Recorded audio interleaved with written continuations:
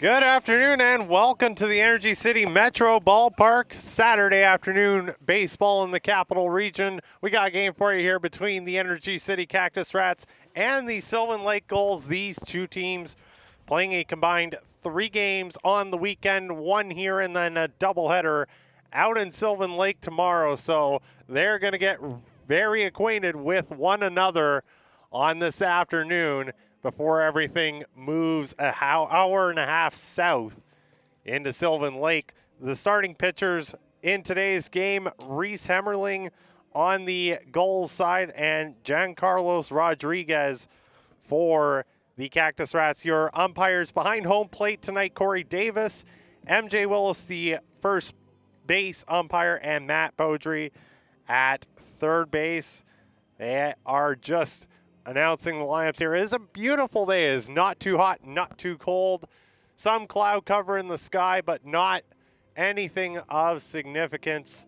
And it's been a very sports-heavy day no matter where you're from, where you're watching. It is just a beautiful July afternoon for sports, especially here in the capital region. And both these teams, of course, would really like some wins here as we take a look at the standings. The Cactus Rats, of course, fourth in the division right behind Sylvan Lake, but it's a pretty big gap. Sylvan Lake 18-8 on the year for a .692 percentage. They're just 2 games back of the division leader Lethbridge Bulls.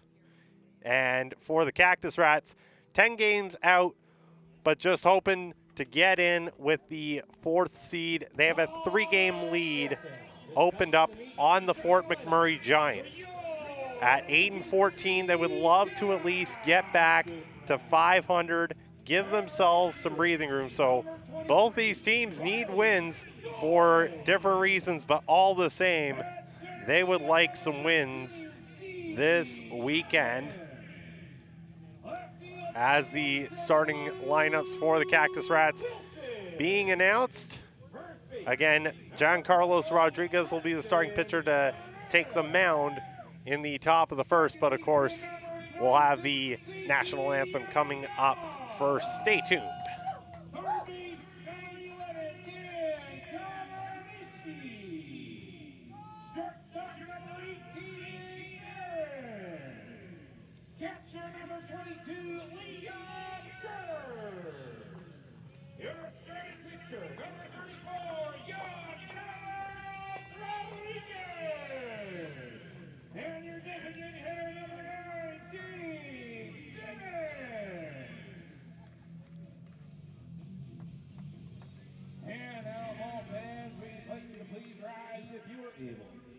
Remove your hats for the playing of the Canadian national anthem.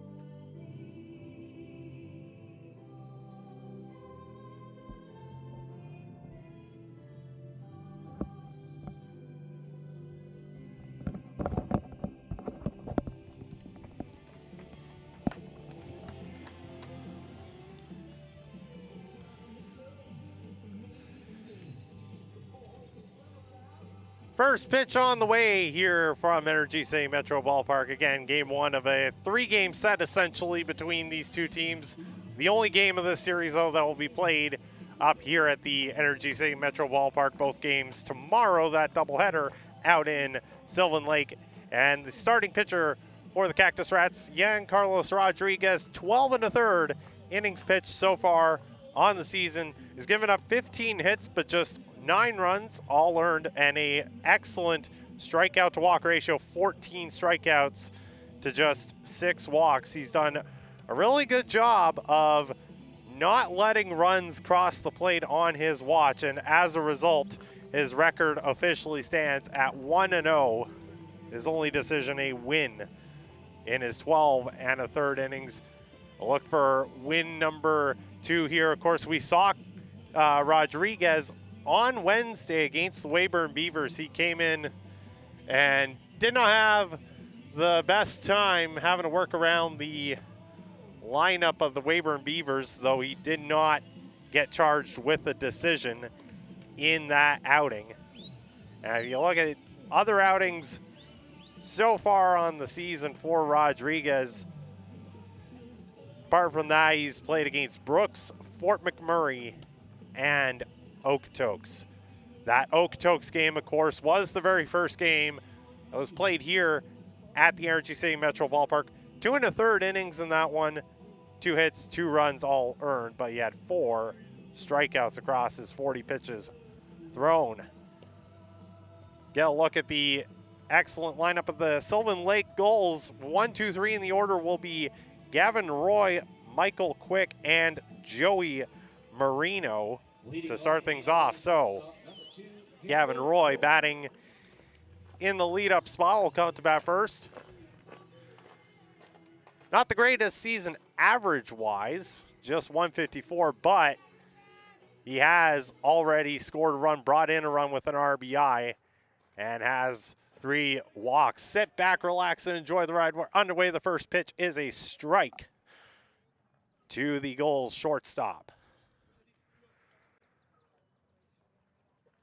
Roy trying to build his average up here. That will not help, as it is a shallow fly ball fielded by the second baseman, Seiji Umezawa. 2 pitches, 1 out.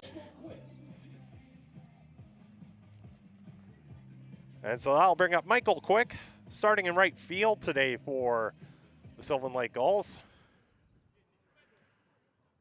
Quick awaits the offering from Rodriguez. It finds the bottom of the zone for a strike. Quick on the season, 212 average and a 790 OPS. Really finding ways to get on base. Swings through that one, quickly falls behind 0-2.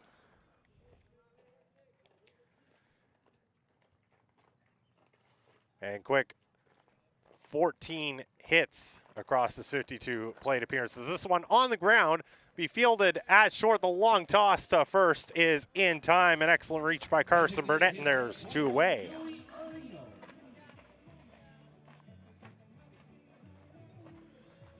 (6-3) on the putout, and that'll bring up the designated hitter, Joey Marino. And this is where the Gulls lineup gets really dangerous average-wise, as Marino takes upstairs for ball 1. 342 average, and the OPS just below a full 1,000 on the season. As he'll mash that one out into center field, there's going to be the first hit of the game. So the average will only go up further for Joey Marino. He's aboard with 2 away. Center fielder number 14, Elijah Hamill.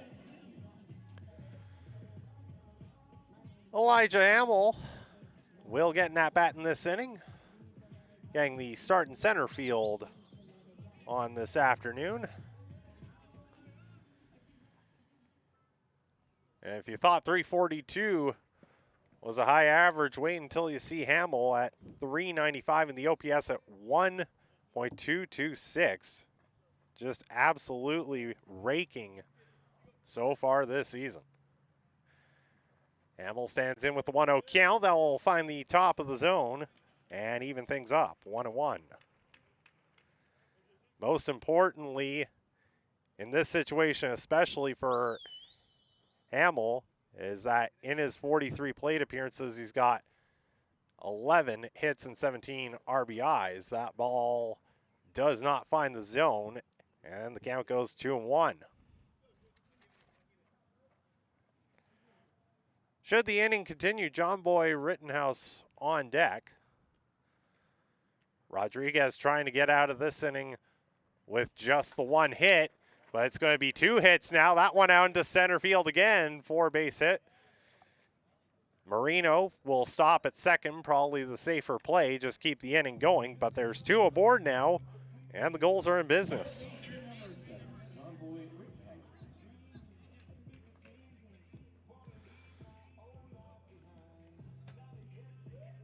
So Rittenhouse will get an at-bat in this inning, and like the 2 guys before him, average up over 300 and the OPS near 1,000. 2 on, 2 out. Rodriguez trying to make sure for the Cactus Rats this stays a scoreless inning, as a wave and a miss on the part of Rittenhouse will start the count 0-1.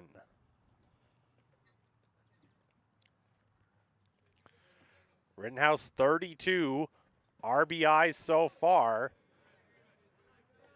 Good take on that pitch. Evens things up. And of course, when you're batting ahead of 2 excellent hitters in their own regard, and you're an excellent hitter yourself, that RBI number is bound to be well up there. Takes one in the dirt. 2-1. The count on Rittenhouse. Perfect day for motorcycle rides apparently as well in the Capital Region, as we get one in the background. Rodriguez comes set, deals 2-1. That one is in there, perfectly on the line for strike 2-2.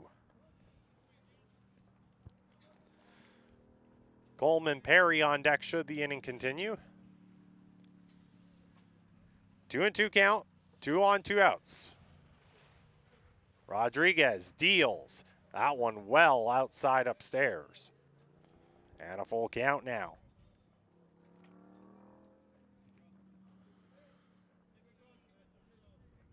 Gulls threatening here. Trying to at least get the opening salvo in the game. It's Marino at second. It's Hamill at first. Shallow lead Marino, larger lead Hamill, takes off. Here's the pitch, and this one is skied, foul. Both runners will return back to their bases.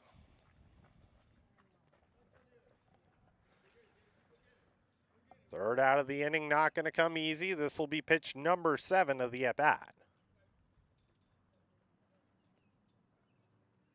Rodriguez with a new ball in hand. Deals, and this one's powered out into left center field, back towards the wall, and unable to grab that one is Luke Wilson. Coming around, that's going to score 1, that's going to score 2. Both of Marino and Hamill are in. Sliding in with a triple is Rittenhouse. 2 RBIs for the Gulls' third baseman, and Sylvan Lake takes a 2-0 lead.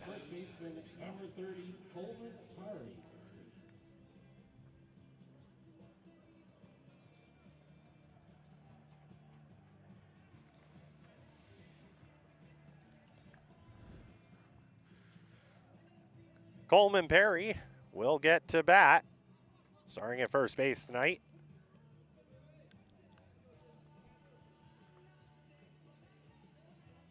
Trying to see if he can get the third run across. 2 are already in. First pitch is upstairs and he lays off. Perry on the season, .333 average and a .909 OPS. He's got 26 RBIs.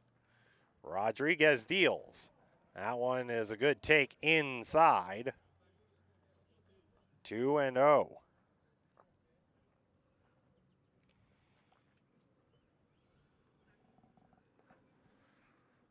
Rodriguez comes set, deals, and does get that one there in the bottom of the zone.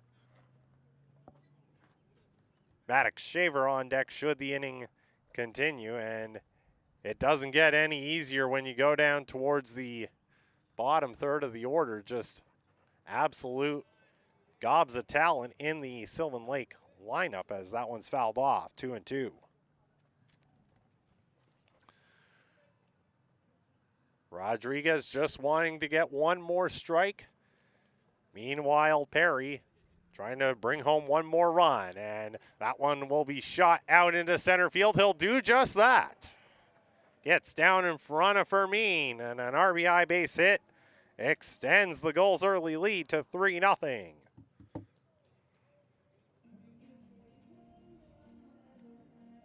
Second baseman, number 16, Alex Shaver. RBI number 27 for Perry, and they'll bring Shaver around to bat here in this first inning. 7th batter already.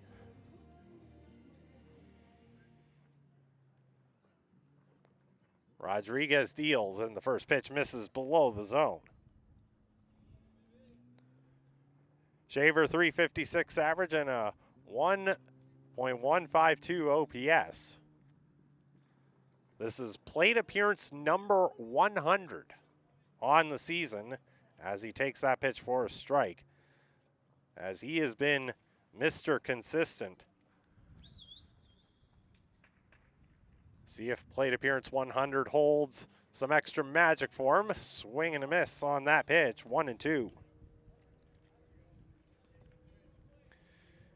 And if Shaver is able to reach Reese Schuerman, the catcher for today's game, on deck. Rodriguez deals, this one's on the ground, and that's gonna get past Umezawa into right field. Base hit. Once again, 2 aboard, 2 outs, as Sylvan Lake has put together 5 consecutive hits with 2 outs. Now batting catcher, number 17, Reese Shiverman.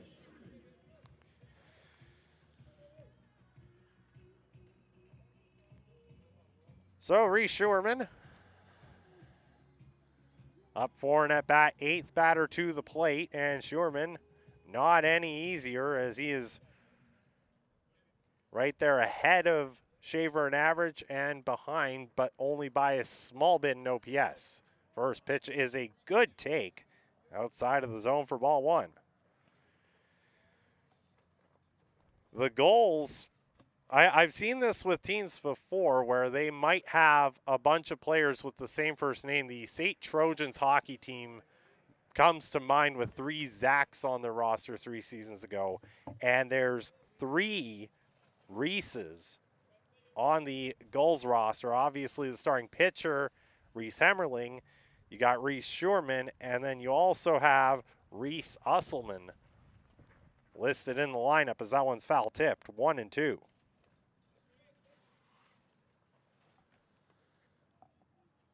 And all of the Reeses coming together, you could say putting the pieces together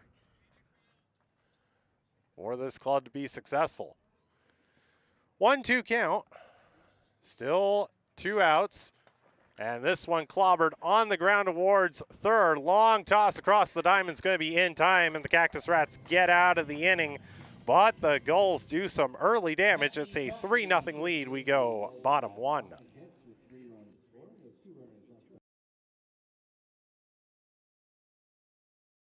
This July, the Okotoks Dogs and Baseball Canada will host the Road to Okotoks and the Morneau Cup National Championship at the Siemens Stadium Complex from July 14th to 19th. Come watch the top 16 youth baseball teams from across the country. These are the future stars of Canadian baseball, tomorrow's collegiate standouts and professional players, all chasing a national championship. Don't miss a week of elite competition, unforgettable moments, and the future of Canadian baseball in Okotoks. This July, the Okotoks Dogs and Baseball Canada will host the Road to Okotoks and the Morneau Cup National Championship at the Siemens Stadium Complex from July 14th to 19th. Come watch the top 16 youth baseball teams from across the country. These are the future stars of Canadian baseball, tomorrow's collegiate standouts and professional players, all chasing a national championship. Don't miss a week of elite competition, unforgettable moments, and the future of Canadian baseball in Okotoks. This July, FloCollege and home team network. Yeah.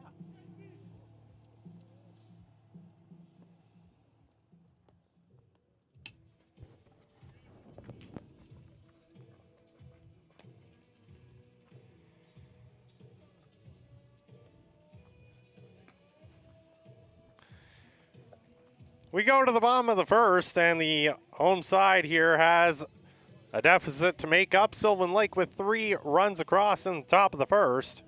So the Cactus Rats will have some catching up to do, and they'll get a look at the Gulls starting pitcher, Reese Hemmerling. Hemmerling so far on the season has been pretty good in his own right. 19 innings pitched.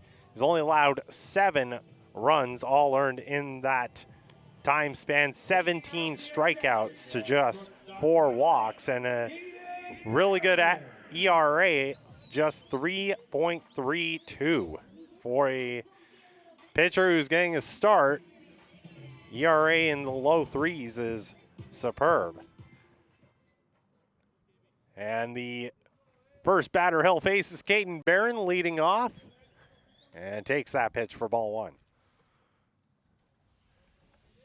Barron led off in both of the games against Weyburn on June 30th and July 1st earlier this week. This one grounded to second base. The throw over to first. Perry fields that cleanly. 1 away on just 2 pitches.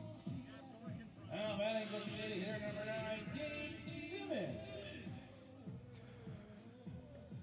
That'll bring up Dave Simmons, who has not had the greatest of weeks, but we're going to turn things around. He did have a good outing on Wednesday, however.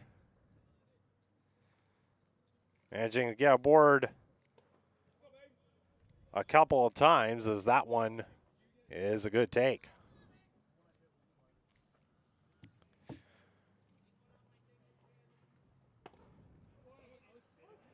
Second pitch finds the zone as Hemmerling evens things up in the count, and for Simmons, average-wise on the season, he's got .317 and a .965 OPS.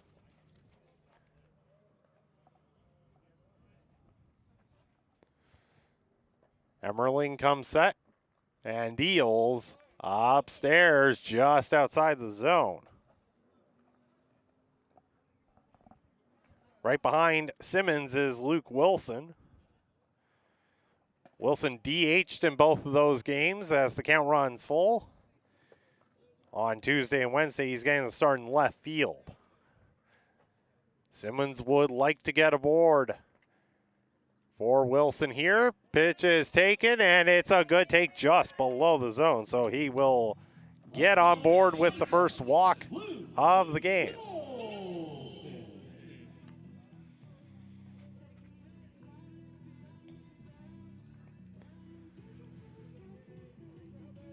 I'll bring around Luke Wilson. .375 average, .944 OPS. Runner aboard with 1 out here. And the first offering on the way from Hemmerling is taken outside for a ball. Wilson had a late triple in that game on Wednesday. That was the only time he managed to get aboard in that game. Actually, he also got aboard with a hit by pitch. But otherwise, 1 for 4. On the afternoon, looking for a better outing here. As Hemmerling deals, that's below the zone, 2-1.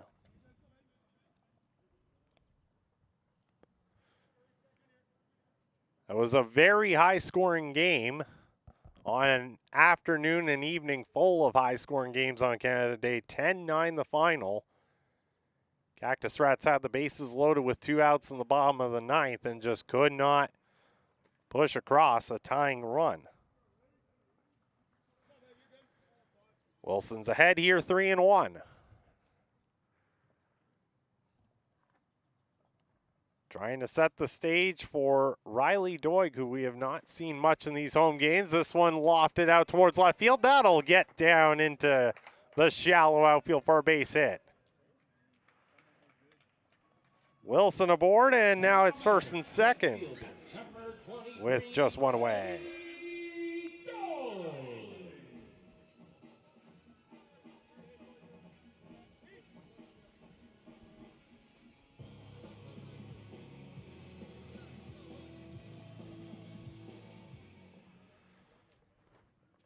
So Riley Doig with his first home appearance this week and instantly trying to tie the game with one swing. Swings right through that first pitch.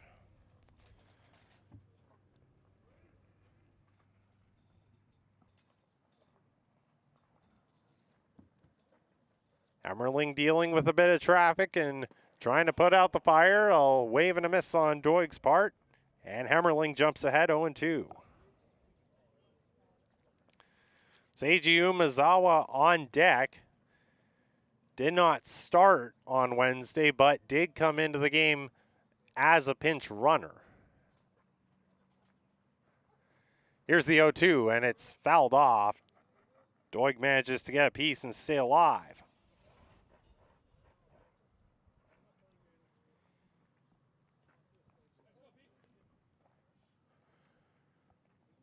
Just shallow leads for the runners. It's Simmons at second and Wilson on at first. Here's the 0-2. It's cracked on the ground. Nice snare to second, one on to first, and in there by an eyelash is Doig. Bang, bang play, and they give the tie to the runner, so it's now first and third with 2 outs.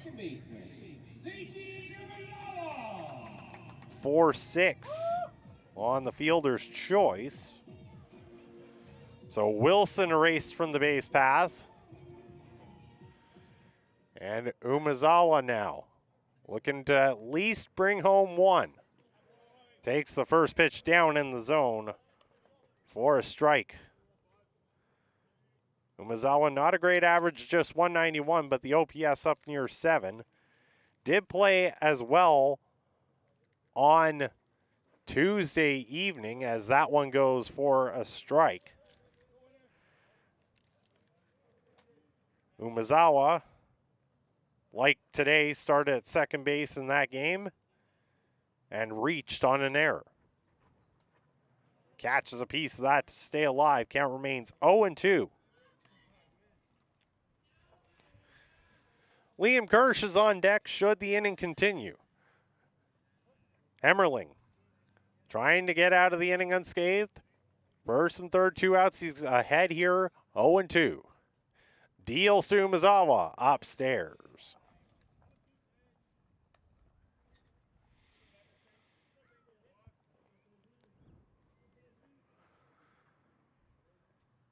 Wilson just a shallow lead, or that's Doig, shallow lead, not running. Now running. Pitches outside. Is he going to get in there safely? The tag was very close, but Doig manages to dodge. And now there's 2 runners in scoring position. We saw an even fancier duck around a tag on Wednesday with the base runner literally tap dancing around. Here's another pitch on the way. It's popped up into center field. Should be playable. Underneath that one is Hamill, and he'll record the third out of the inning. So Hammerling gets the job done to keep the Cactus Rats at bay in the bottom of the first. Go to the second inning. It's still 3-0 Sylvan Lake. Score after one complete inning. The Sylvan Lake Gulls 3, Cactus Rats no scores. Have you ever wondered if there's one thing that connects people from across our province? Something that connects the coffee shop to the spray park, or the brewery to the rodeo, the campground to the sports field. It's pretty amazing when you think about how it's all connected, because it truly is. And it's all we think about, so you don't have to. The live sports experience is changing. Teams and facilities are under pressure to provide online and in-venue entertainment. IKS Live has the right team to deliver. We provide service across North America and produce the best fan experience, in the seats or streaming to you.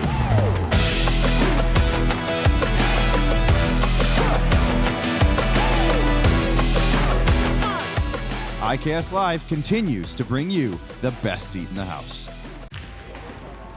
Yo, Dustin, you need a goalie? Yes. Can I join you guys? All right, let's go.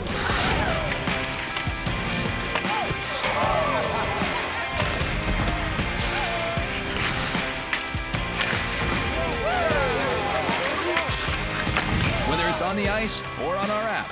Always play for the fun of the game. Gamble responsibly with Play Alberta. Have you ever wondered if there's one thing?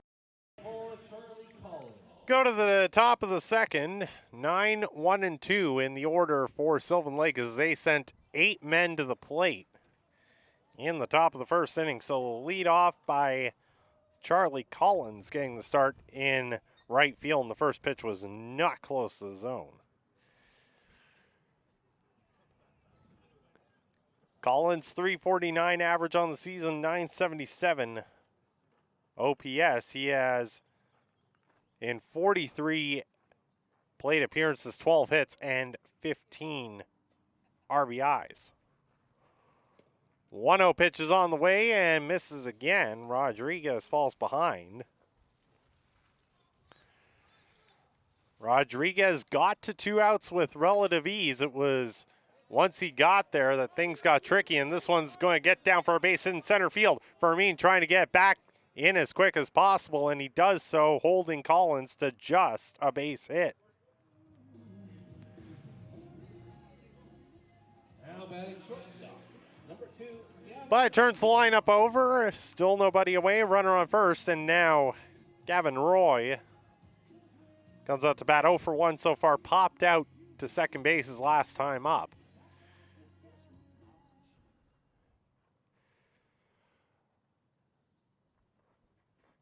Roy takes the first pitch downstairs. Like we were saying, Rodriguez got the first 2 outs. He got Roy to pop out and then induced a ground up from the guy on deck, Michael Quick. And then 5 consecutive hits, 4 singles and a 2-run triple did all the rest.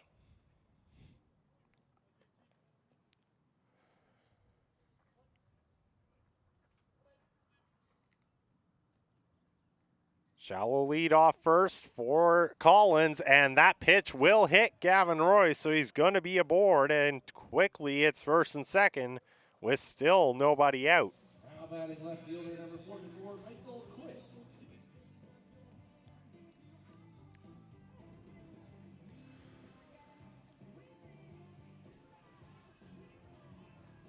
So a favorable situation for Michael Roy here, or Michael Quick. Gavin Roy at first, on at second Collins. Chance to really blow this game open early. And he takes the first pitch for ball 1.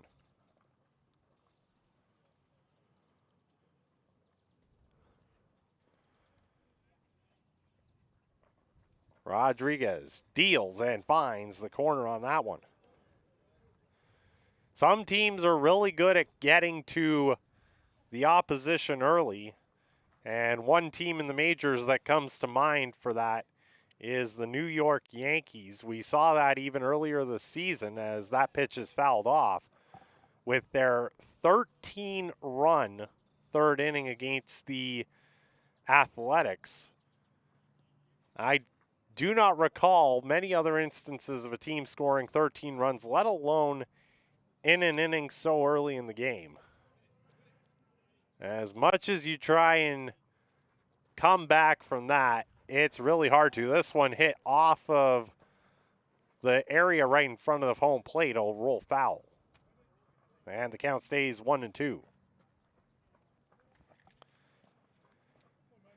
Now, it is still possible because the most famous example of coming back from double digits down was when the Pirates played the Phillies back in the late 80s. And Pittsburgh scored 10 in the first, but still lost 12-11.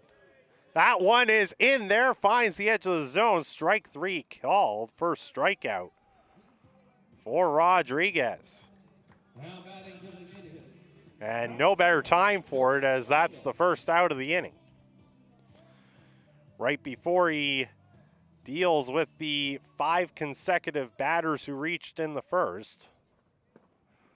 Right at the top, Joey Marino takes the first pitch outside.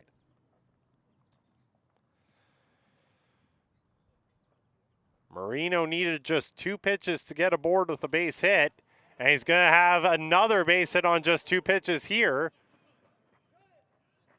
Runners will hold at second and third. That was Collins and Roy. It's now bases juiced with 1 out. Consecutive singles for Joey Marino to start his afternoon off.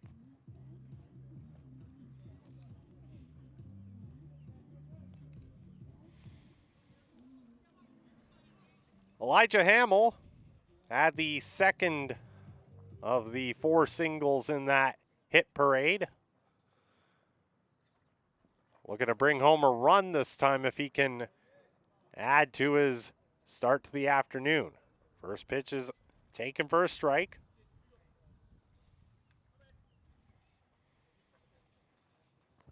Rodriguez deals, smacked out to center field, and indeed that is going to be caught. Great running catch.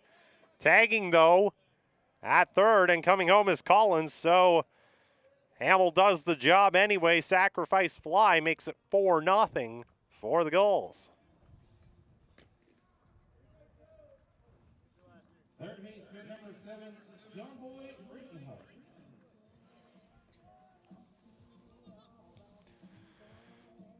So there's 2 outs once again. If this sounds familiar, it's first and second, 2 outs, which is the exact same situation that John Boy Rittenhouse dealt with last inning as he takes first pitch for a strike.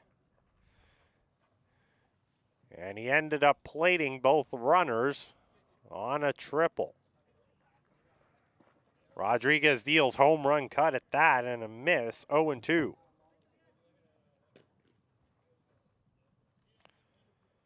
Rittenhouse, of course, got that triple via a long at-bat, saw 7 pitches. It's only seen 2 here, and Rodriguez ahead 0-2 deals just inside.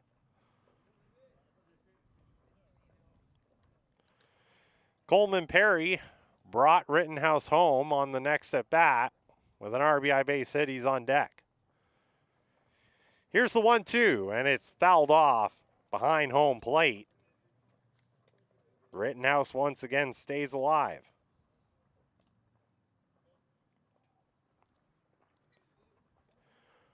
A run across here in the second, 4-0 Gulls. Rodriguez looking to limit the damage. Here's the 1-2, swung on and missed. Strike 3, 2 strikeouts in the inning as Rodriguez manages to get through it, but the Gulls played another run. It's 4-0. We go bottom second. For more than 40 years, we've been there, helping Canadians find the extra space they need to grow and to create new memories. Sentinel Storage. Try 4 weeks free. Details at sentinelstorage.ca. For over a century, we've been more than just lawyers. We're your neighbors, your friends, and your strongest advocates. With 15 locations across the prairies, we're everywhere you are. Stringham, your local lawyers. For more than 40 years, we've been there, helping Canadians find the extra space they need to grow and to create new memories. Sentinel Storage. Try 4 weeks free. Details at sentinelstorage.ca. For over a century, we've been more than just lawyers. We're your neighbors, your friends, and your strongest advocates. With 15 locations across the prairies, we're everywhere you are. Stringham, your local lawyers. For more than 40 years, we've been there, helping Canadians find the extra space.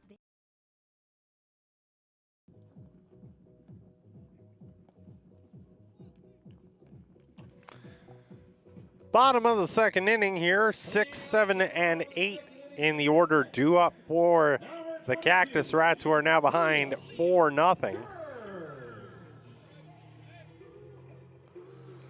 So Liam Kirsch will lead things off. Kirsch in the last game here on Wednesday had an RBI double as he takes the first pitch in there for a strike. Kirsch also reached in that game with a walk. and flew out in the bottom of the ninth where the Cactus Rats were trying to rally. This one's into right field and dropped. Almost a great sliding catch by Charlie Collins, but just could not hang on. At the last second it popped up, so Kirsch is aboard.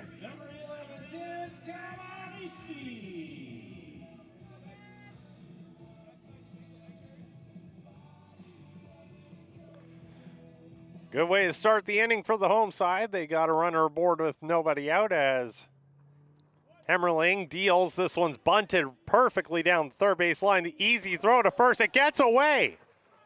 Gets away from the first baseman, Perry. Running around third is Kirsch. He's going to try and score and do so. Into third is Kawanishi. He was just trying to bunt Kirsch over to second, and instead a run scores for the Cactus Rats. Now batting first baseman, number 21, Carson Bryant.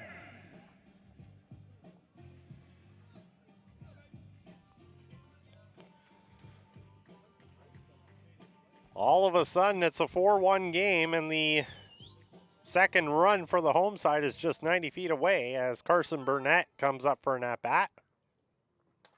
And Burnett jumps on the first pitch, powers that to left. A great play there by the left fielder, Michael Quick, to snag it. Run scores in the process. Sacrifice fly. It's 4-2. Now batting center fielder, number 13, Steve Thurman.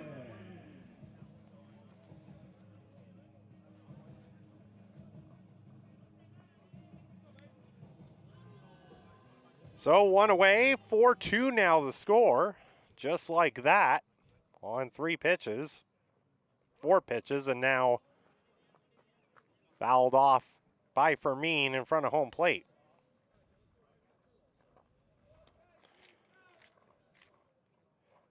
Fermin batted 9th in the order both on Tuesday and Wednesday, had 3 hits on Wednesday, all singles, 3 runs batted in as he swings through that one to fall behind 0-2. So Fermin has found his spot in the bottom of the order as the guy tasked with turning the lineup over, getting on base any which way he can.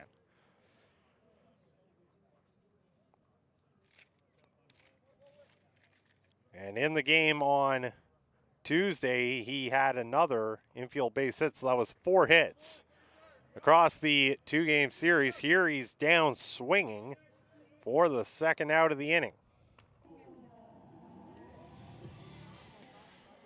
But we go back to the top of the order. Caden Barron grounded out to second base his first time up, 0 for 1 to start the afternoon.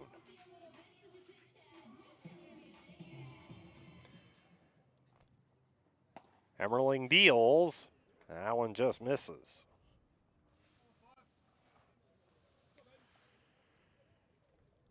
Two runs across for Energy City here in the second inning.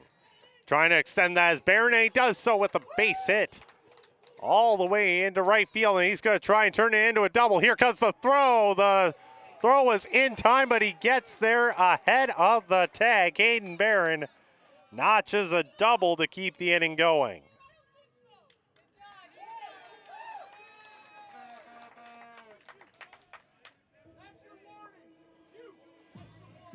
And the Gulls dugout thought he was out, but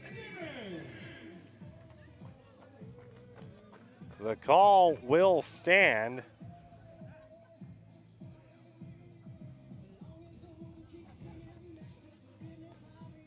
So Barron at second.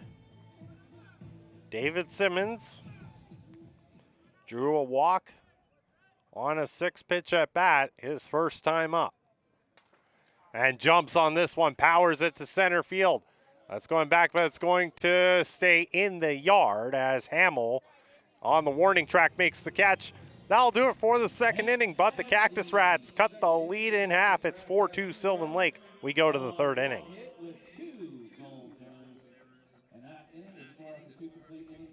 Hey baseball fans, make sure to stay up to date with your favorite teams across the league by subscribing to the WCBL YouTube channel right now. We have tons of free coverage for you over there, including daily highlights, full archived game broadcasts, daily game day previews, plus the WCBL report with myself and Joe McFarland every Wednesday. It's all in one spot, the WCBL YouTube channel. Subscribe today.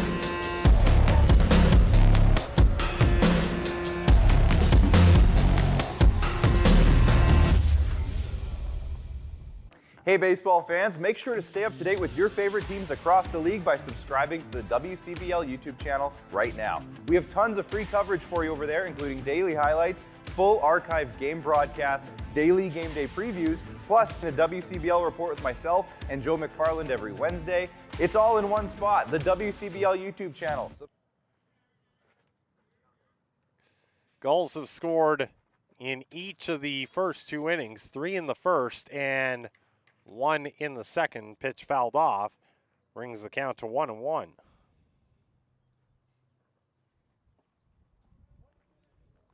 Rodriguez at least now with a bit of run support to back him up as he tries to keep this as a close game. Misses with that pitch, 2-1. Apart from the 5 consecutive base hits, Rodriguez has actually been rather efficient in getting these outs. Yuri's behind 3-1. Comes set, deals, gets the swing and a miss, and the count runs full.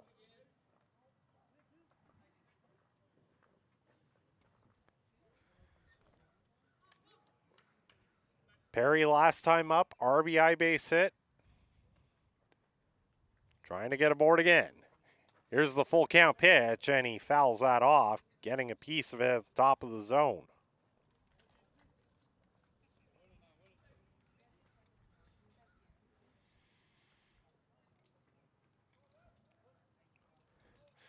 Perry was the 4th of those 5 hits. Maddox Shaver on deck was the 5th, and down goes Perry on strikes as he swings through that one. Back-to-back strikeouts for Rodriguez. There's one away.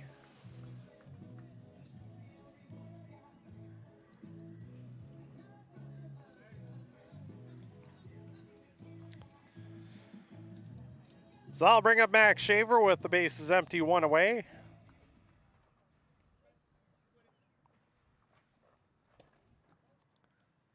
Shaver will take the first pitch for a ball. Of the first 4 in that 5 consecutive hit stretch, only Marino has gone 2 for 2 so far, though Hamill did have a sacrifice fly.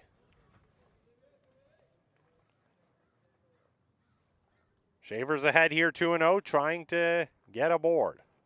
Rodriguez deals upstairs, 3-0.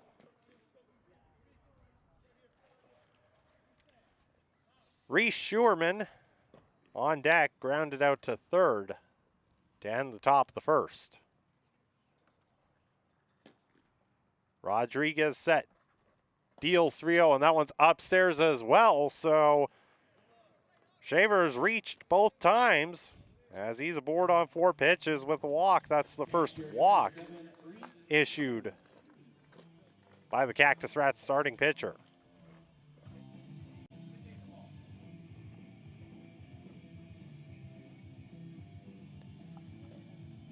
And that will bring up Schuerman.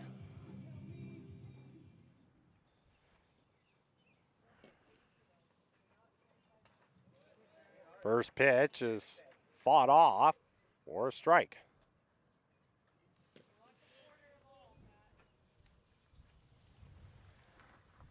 Not a high pitch count so far here for Rodriguez as he looks in and deals 0-1 down in the dirt. 1-1 the count. Rodriguez has only had 2 counts so far, get to 7 pitches, 2 at bats. All the rest have been 5 or fewer.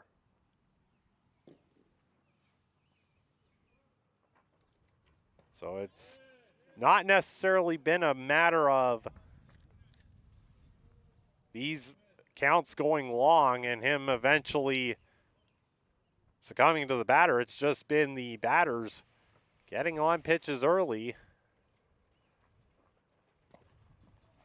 As that one hits him on the forearm.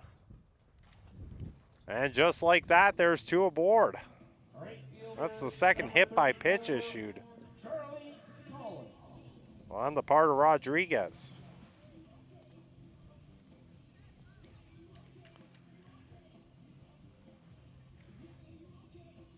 Charlie Collins led off the top of the second with a base his last time up. Puts this one out to right field, backing up Doig, makes the catch, tagging at second, and getting over to third will be Shaver, but that's the second out of the inning. Shortstop number 2, Gavin Roy.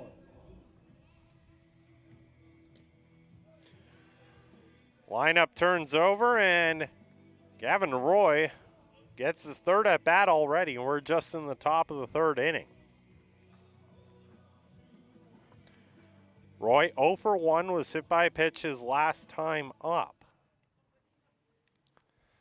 Has a chance to get back some of the runs from the part of the inning, and this one's thrown back to home and sliding in safely for the 5th run of the game is Shaver. That was an excellent base running play by the Gulls.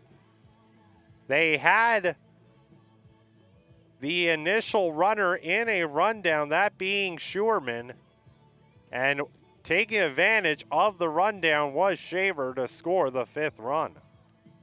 Going into second is Schuerman.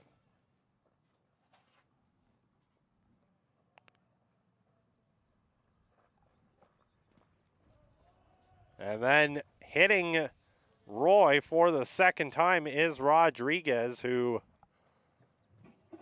will have to take a deep breath and shake off that play. Looked like they had a chance to just end the inning even if the run scored, but instead they turned their attention to home plate. But by that point, Shaver had already come in to score.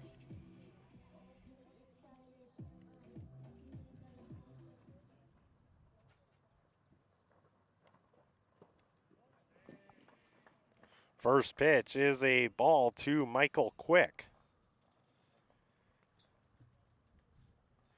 Quick 0 for 2 so far. Ground out and was called out on strikes his last time up. Pitch is inside, 2-0.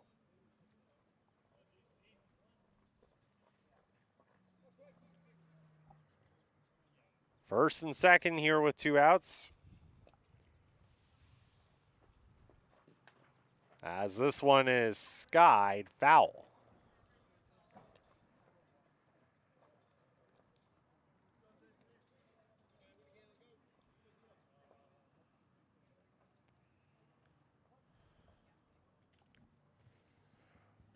One run across here in the top of the third. The Gulls have scored in each of their first 3 innings and would love to plate some more. Doing well in this regard is Quick, as he is ahead in the count, 3-1. And you don't want to face the guy on deck here. Joey Marino has a pair of base hits to start his afternoon. They will end up having to face him as that one is upstairs for ball 4. And for the second time in this game, the base is juiced. This time 2 outs in the top of the third.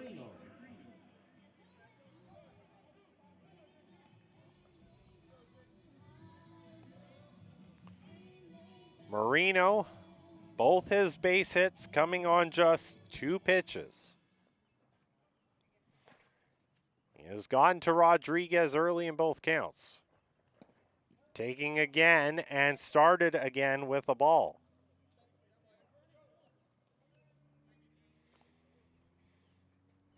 An out here would be huge for Rodriguez to keep this a 3-run game. Gets the swing and a miss. The throw over to first, and just back in time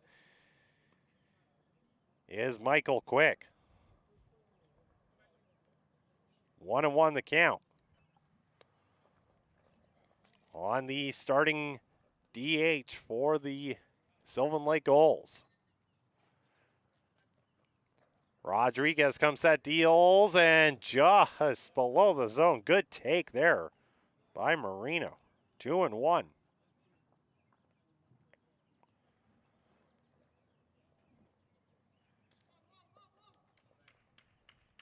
Schuerman at third, Roy at second, and Quick at first. Swung on and missed, and the count goes to 2-2.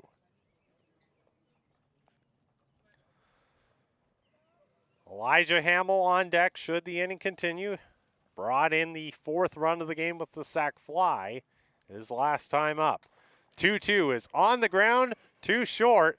They'll go across to first and get the out. So the Cactus Rats do finally retire Joey Marino, but a run scores in the 3rd inning. It's 5-2. We go bottom half. The Gulls had 1 run with no hit.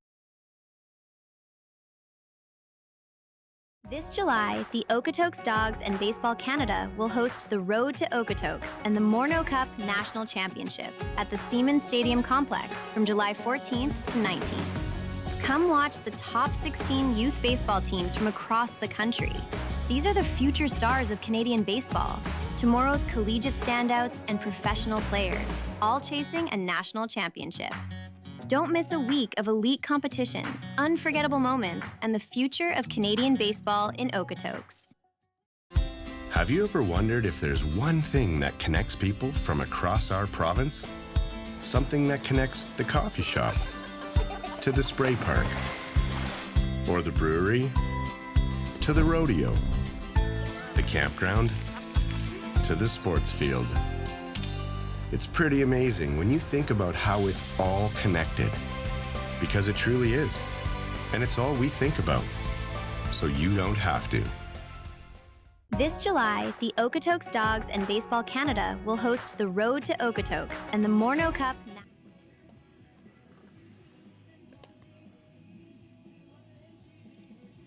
We go to the bottom of the 3rd inning. 5-2 the score, favoring the Sylvan Lake Gulls. First game of 3 this weekend between the Gulls and the Cactus Rats.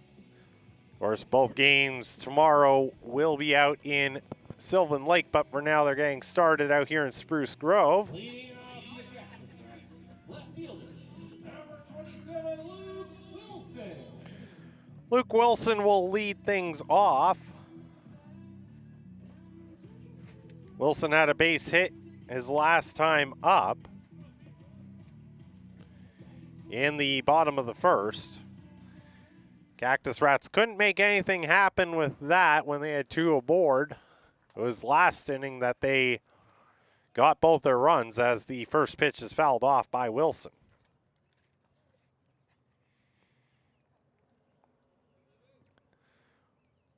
This game, of course, the first one out of all the games taking place today in the WCBL. As that pitch hits Wilson on the back. Now batting right fielder number 23, Riley Doyle. So I'll bring Riley Doig up with a runner aboard. It's just the first time tonight that the starting pitcher for the Gulls, Reese Hemmerling, has hit a batter. And the first pitch to Doig is in there for a strike.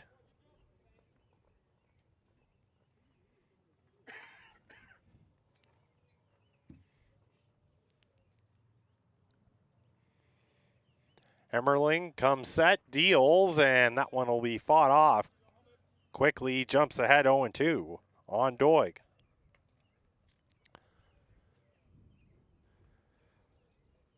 We were talking about this being the first game on the docket. The next one to get started will be right away here with Fort McMurray taking on the Brooks Bombers. That one in Brooks, as this one's on the ground. That's going to get through for a base hit. So Doig aboard for the second time.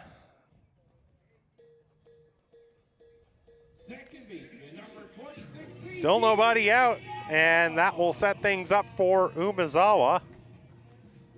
Last time up, flew out to center to end the bottom of the first inning.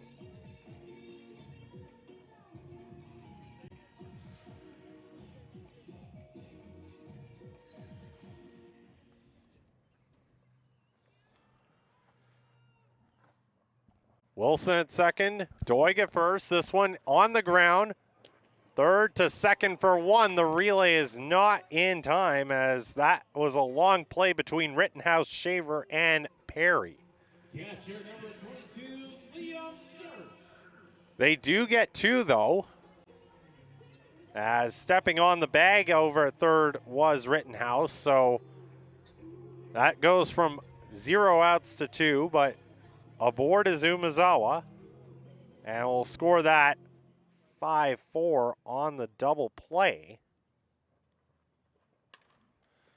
as the first pitch to Kirsch is fouled off.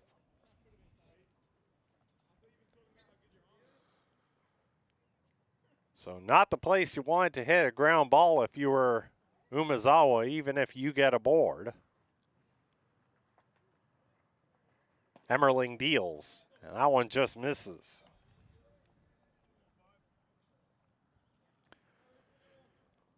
Dan Kawanishi on deck, should the inning continue, reached on an error in his last at bat. Kirsch manages to fight that one off. 1-2 the count.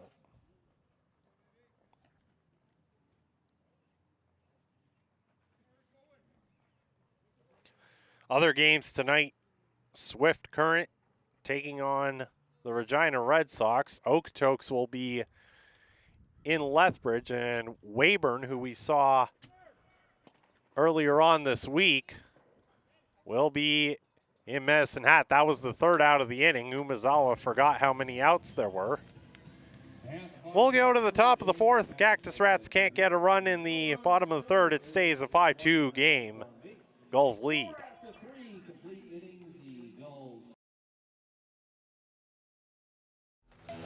The live sports experience is changing. Teams and facilities are under pressure to provide online and in-venue entertainment. IKS Live has the right team to deliver. We provide service across North America and produce the best fan experience, in the seats or streaming to you.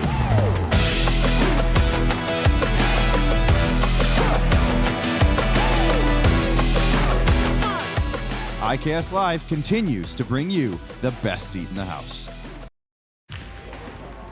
Yo, Dustin, you need a goalie? Yes. Can I join you guys? All right, let's go.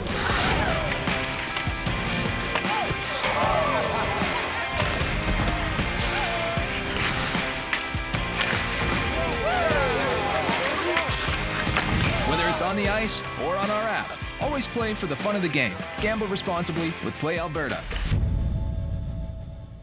For more than 40 years, we've been there, helping Canadians find the extra space they need to grow and to create new memories. Sentinel Storage. Try 4 weeks free. Details at sentinelstorage.ca. For over a century, we've been more than just lawyers. We're your neighbors, your friends, and your strongest advocates. With 15 locations across the prairies, we're everywhere you are. Stringham, your local lawyers. The live sports experience. John Carlos Rodriguez will be back out there for the top of the fourth inning. Outside of the first, it hasn't been that bad of an afternoon for him. Just ran into trouble there with the heart of the lineup as the first pitch is in the dirt. Leading things off here is Elijah Hamill. Hamill, part of 5 consecutive base hits that scored 3 runs in the process, fouls that down the first base line. But since that first inning, Rodriguez has done well to keep the Gulls to just 2 runs, which is the same number that the Cactus Rats have scored. As this pitch is fouled off right over our heads. And the count goes to 1-2. Most of that damage there in the first inning was caused by the guy on deck. John Boy Rittenhouse, a 2-run triple. This one powered down the line, but that's just going to go foul. Otherwise, Carson Burnett was right over top of that.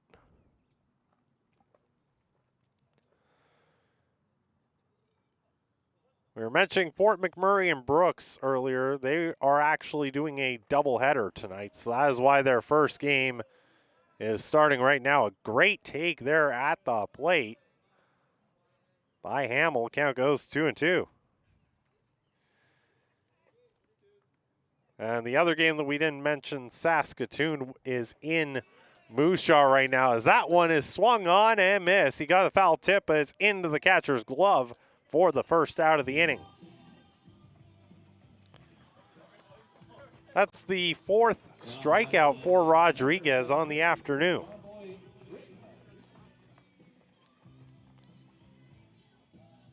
Big first out to pick up. Rittenhouse now. His strikeout ended the top of the second as he trickles that one foul down the third base line. This is what we noted about John Carlos Rodriguez, the good strikeout to walk ratio. He has had 2 walks in this game, but he's at least followed that up with 4 strikeouts. And we're only a third of the way through the top of the 4th. Deals 1-1, and that one misses. 2-1 the count.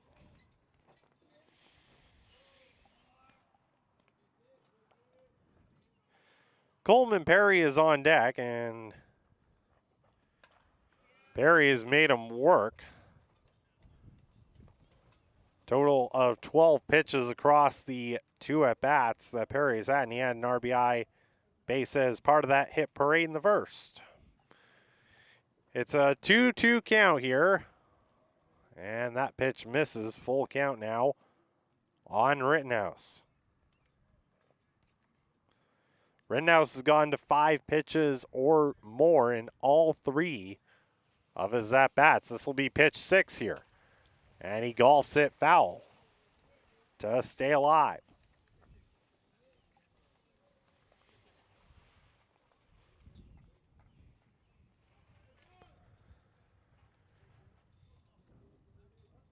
Rodriguez would like a clean inning here. The full count pitch on the way, and that's powered into right field. That's going to chase Doig back to the wall. It's off the wall. Doig will knock it down, and Rittenhouse will pull into second. He's got a pair of extra base hits on the afternoon.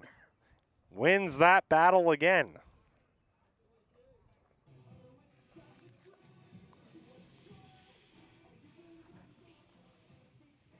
Now batting first baseman, number 30, Coleman Perry.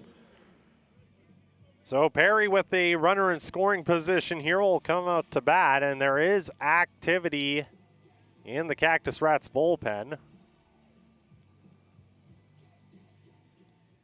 course, Cactus Rats would like to not have to go to it so early when they've got the doubleheader with these Gulls on tap tomorrow. First pitch misses for ball 1.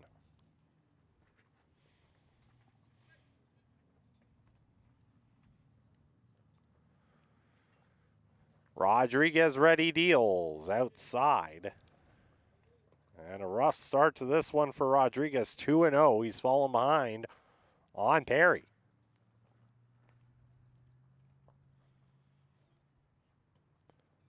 Not much of a lead off of second for Rittenhouse. And he's not running as it swung on and missed. Count goes 2-1.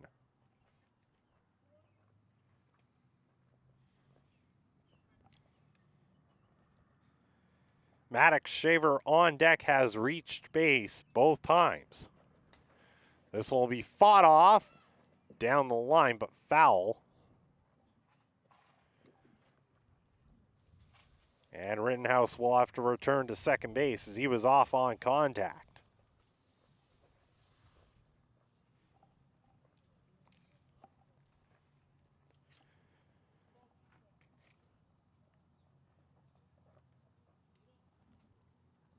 So the count is 2-2 here. One out, runner on second, and Rodriguez looking for potentially another strikeout here as this one is fought off behind home plate.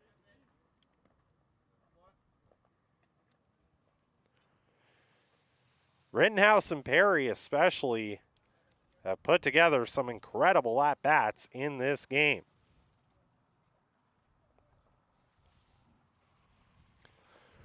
Next pitch on the way from Rodriguez misses downstairs, and the count runs full once more.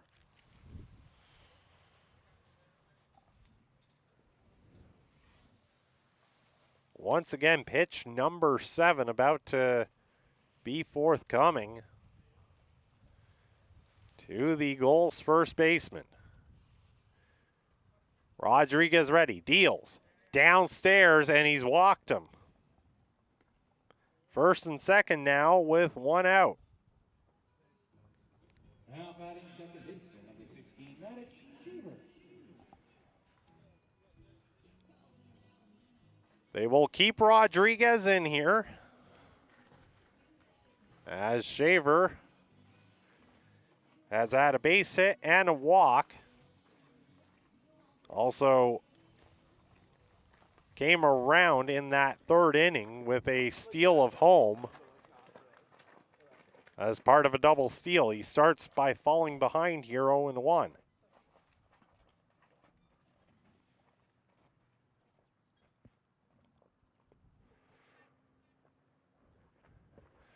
Rodriguez manages to get the swing and a miss, 0-2. Right behind Shaver, Reese Schuerman was hit by a pitch and was part of that double steal that brought home the 5th run for the Sylvan Lake Gulls, who have scored in each of the first 3 innings, trying to make that 4 in a row. Pitch is fouled off as Shaver stays alive.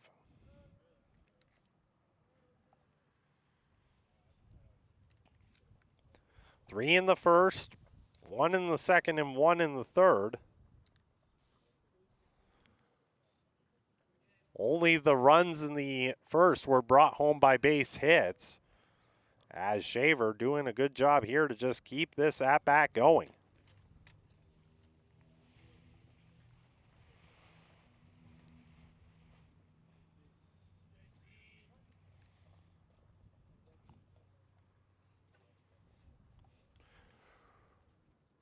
Rodriguez comes set and deals another 0-2, and this one will be fouled off right in our general vicinity.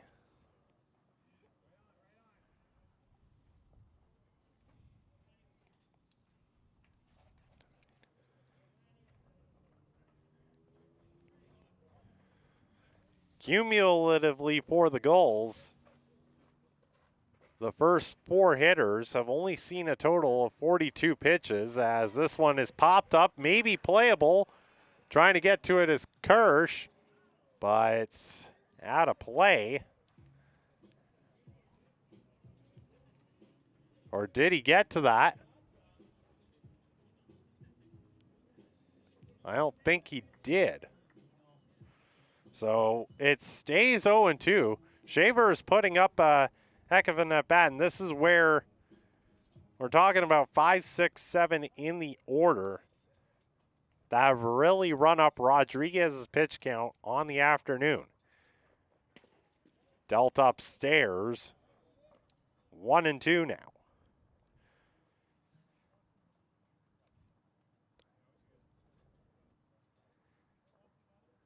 Between 5, 6, and 7, without this next pitch being thrown, 5, 6, 7 have seen 53 pitches so far compared to just 42 for the 1 through 4 batters. Yep. So that should be an indicator of how much the middle part of the lineup for the Gulls has just really worked Rodriguez hard as he deals. And golf foul once again. Tough one here. Shaver not going down without a fight. He hasn't been retired at all tonight.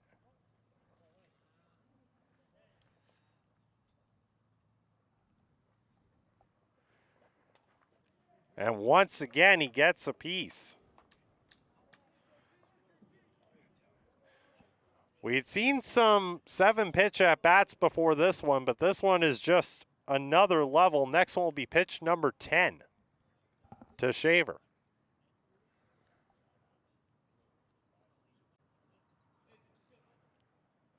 Rodriguez set, deals, down in the dirt. 2-2.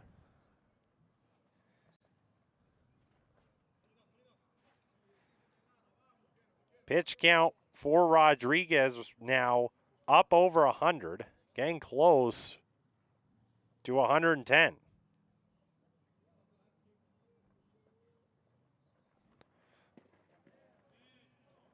Check down to first. He did not go. The count runs full.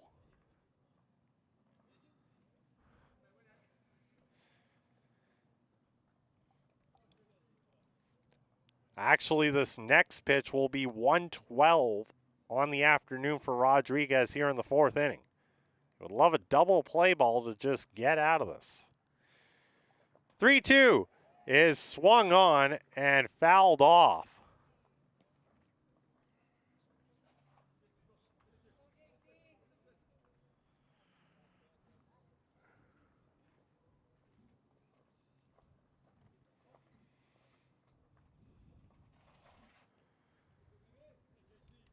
Rodriguez with his most difficult at bat here, trying to put away Shaver. It's lofted into right field. It's going to go foul, and we will carry on.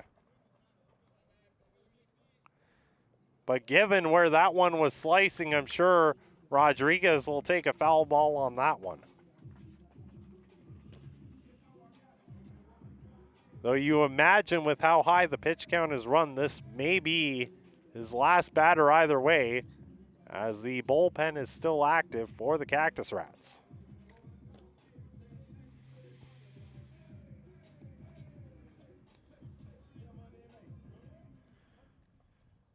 This will be pitch 14 of the at-bat for Shaver. Rodriguez set the full count offering. Swung on and foul tipped into the glove. Not easy for Rodriguez, but he gets the 5th strikeout of the game. 2 away.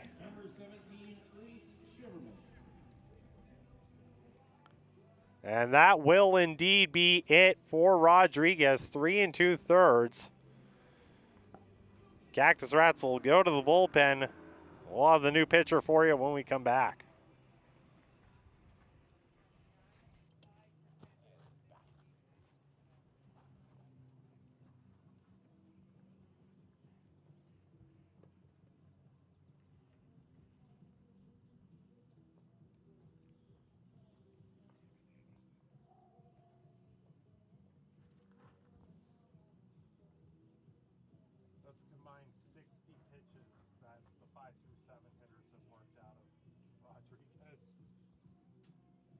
Tough outs.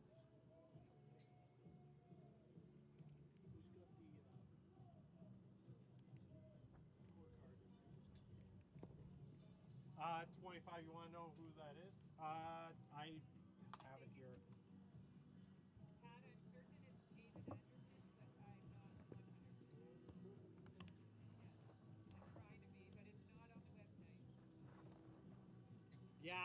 I don't have a 25 here. That makes sense. Wasn't he? Is he one of the returning players? And I think he was 25 last year. Yeah, and I'm pretty sure last year he was 25, so that makes sense.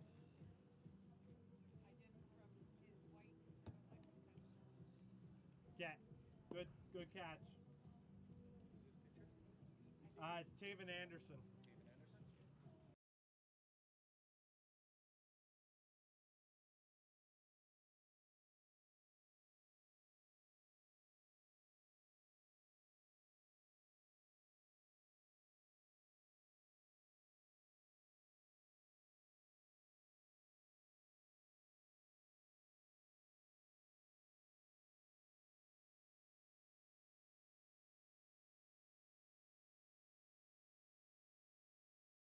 Cactus Rats will be the left-hander Taven Anderson.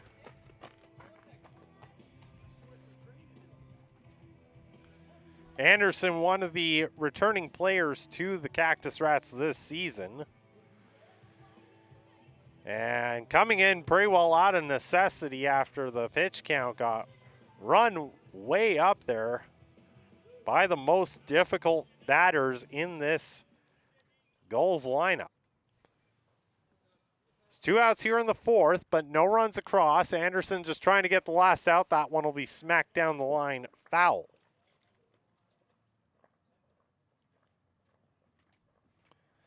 Reese Schurman coming up to bat with runners on first and second, 2 outs.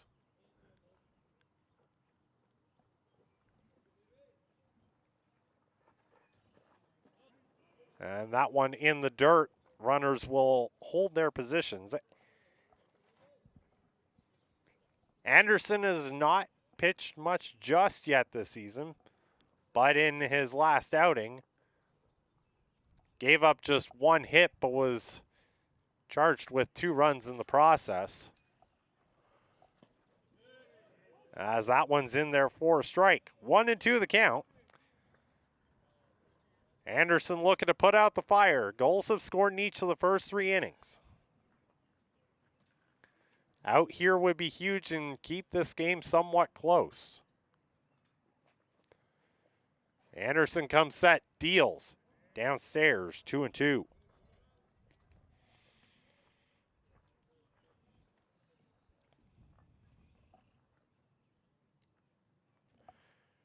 Schurman has grounded out and been hit by a pitch.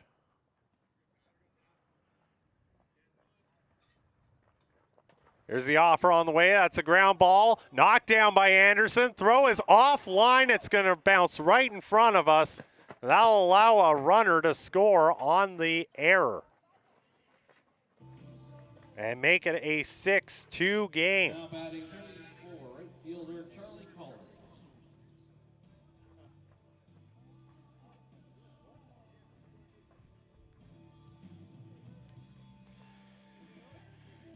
Charlie Collins is 1 for 2. He has a base hit and a flyout. 6-2 score now, favor of the Gulls. And now second and third with 2 outs.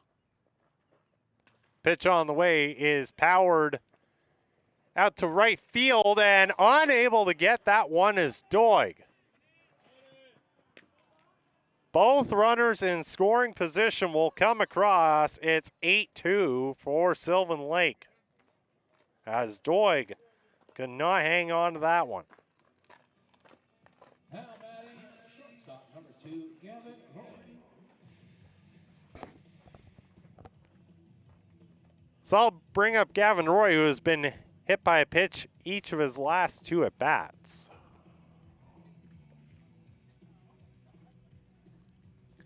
Three runs in here in the top of the fourth.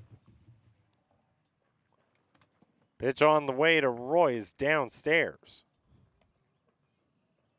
Already 4th time through the order for the Gulls.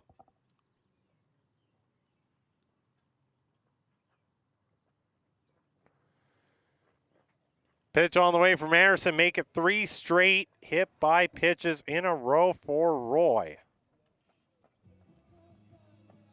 Left fielder number 44, Michael Quick.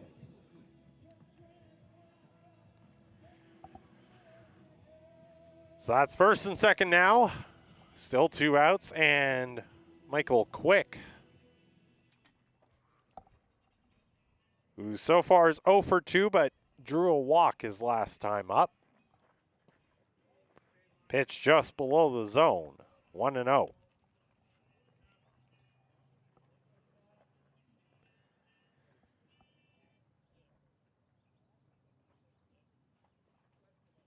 It's been one of the things that the Cactus Rats have not had a great time with is errors, as this one's lofted into left field.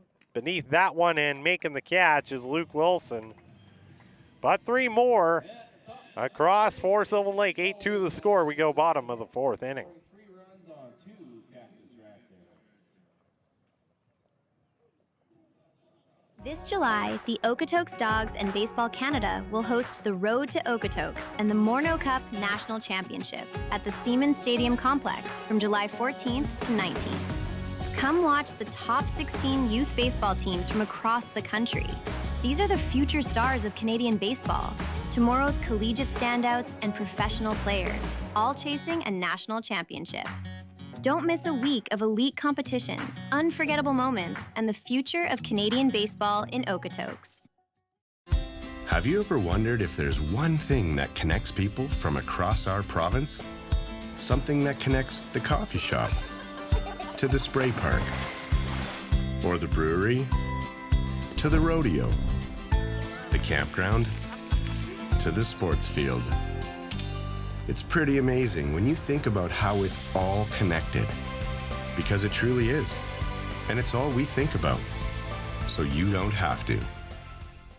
This July, the Okotoks Dogs and Baseball Canada will host. Bottom of the 4th inning, Reese Hemmerling has had a decent outing to this point. Just ran to a bit of trouble in the second, but otherwise he has gotten through it easy peasy. And he'll face 7, 8, 9 in the batting order for the Cactus Rats.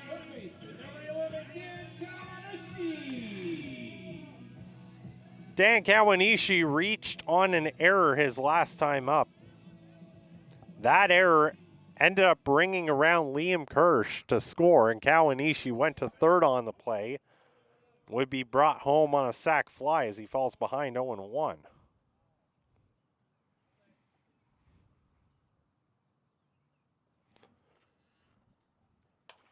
Pitch on the way. Kawanishi powers that on the ground right to shortstop, and Gavin Roy will get it across in time. One quick out to start.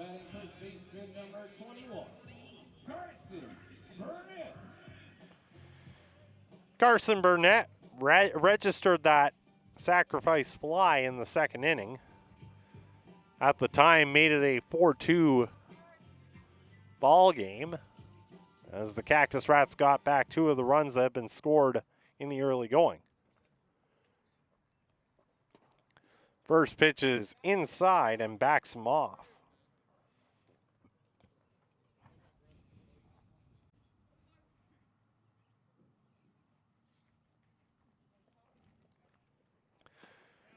Hemmerling deals and finds the zone, 1-1.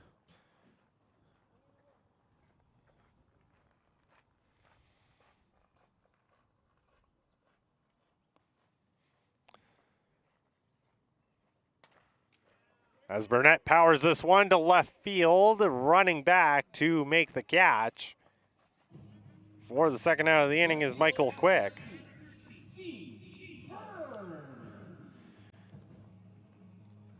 Stephen Fermin struck out in his first at-bat against Hemmerling.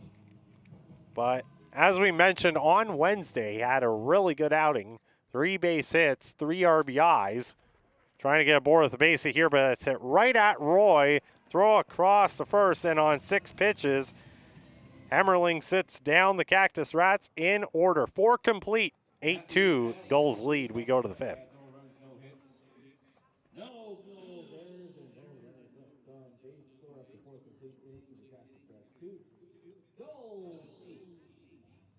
For more than 40 years, we've been there, helping Canadians find the extra space they need to grow and to create new memories. Sentinel Storage. Try 4 weeks free. Details at sentinelstorage.ca. For over a century, we've been more than just lawyers.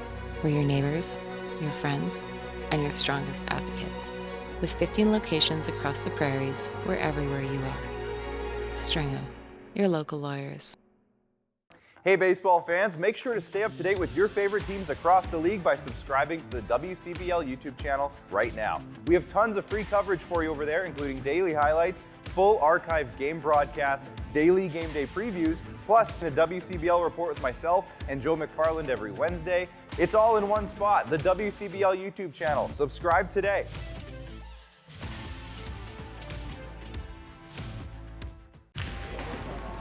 Yo, Dustin, you going? Yes. Can I join you guys? All right, let's go.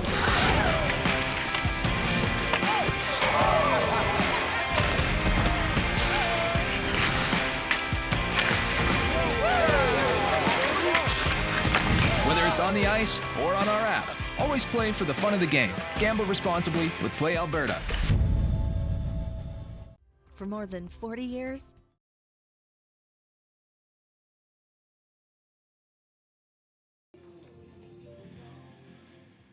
After getting the final out of the top of the fourth inning, Taven Anderson will be back out there for the fifth. As we look at the final stat line for the starting pitcher today, Giancarlos Rodriguez. First pitch on the way is a strike. Swinging through that is Joey Marino, who is 2 for 3 with 2 base hits. Rodriguez, 3 2/3 innings pitched, only gave up 7 hits, but 7 runs charged to him coming across to score. 3 walks and 5 strikeouts. He threw 115 pitches, and of course, as we alluded to, 5, 6, 7 batters did most of that as this one's into center field. 4 base hit back to the wall. It's going to turn into extras as Marino chugs back in. Fermin, my apologies, getting it back in, but Marino in there with a double. That's 3 hits on the afternoon for Joey Marino. Now batting center fielder, number 14, Elijah Hamill. So Elijah Hamill, 1 for 2 so far in this game, has a sac fly and then also a base hit. Back in the big top of the first inning where most of the hits that Rodriguez gave up came in. After that point, he only allowed 2 hits. It was just the hit by pitches and the errors and the walks that came after that. But only 2 hits through the last 2 2/3 innings.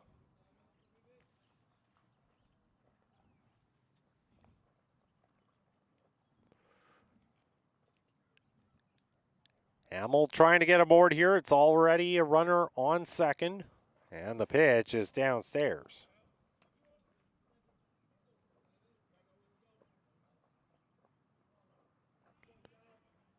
Two and 1 the count. Right behind Hamill is Rittenhouse, and he has also had a big day at the plate. As the count goes 2 and 2. 2-run triple and a double for Rittenhouse. It's been Marino and Rittenhouse who have really hurt those baseballs. Anderson deals below the zone, full count.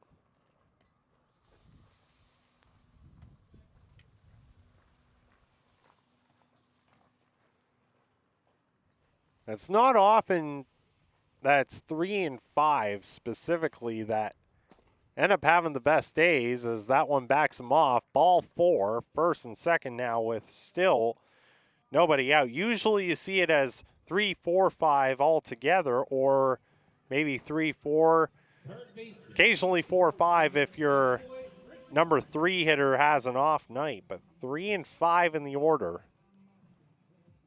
have done a healthy amount of the damage for Sylvan Lake. Rittenhouse has also struck out, though, so there is an opening. But he jumps ahead in the count here. 1-0.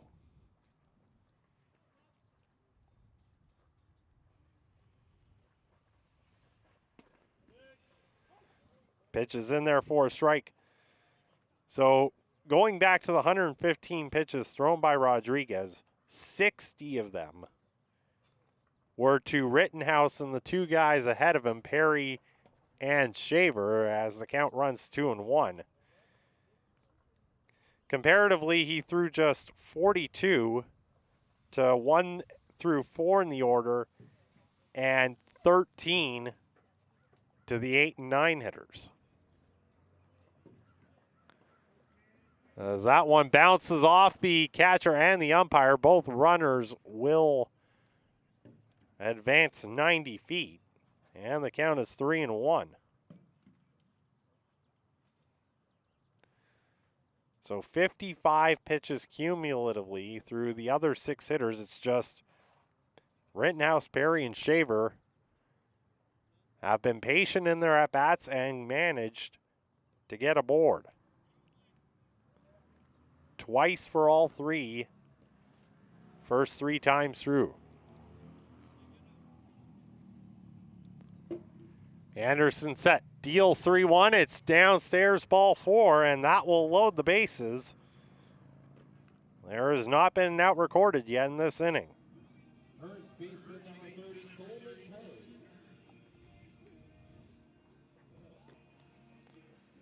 Perry. I think that may be it for Anderson. There was activity in the Cactus Rats bullpen, a meeting at the mound. Is this maybe an opportunity to just try and settle him down?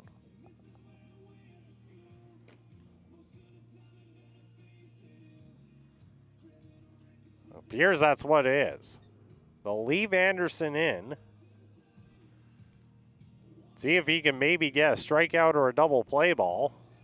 Pat on the back as the meeting is broken up.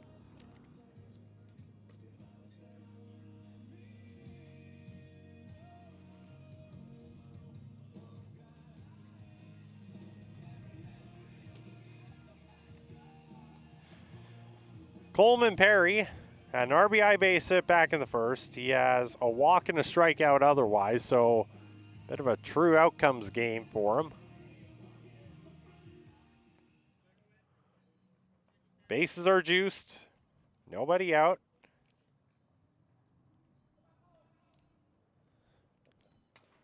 And he jumps on the first pitch, powers that into right center field. Doig beneath that, makes the catch. Tagging are the runners from second and third, so the Gulls will plate a 9th run in this game. Sac fly for Perry, second run he's driven in on the afternoon. Second baseman number 16, Maddox. So Marino scores, Hamill over to third on the play. 1 away now, and Maddox Shaver with the marathon 15 pitch at bat behind him will now come up to bat and take a strike.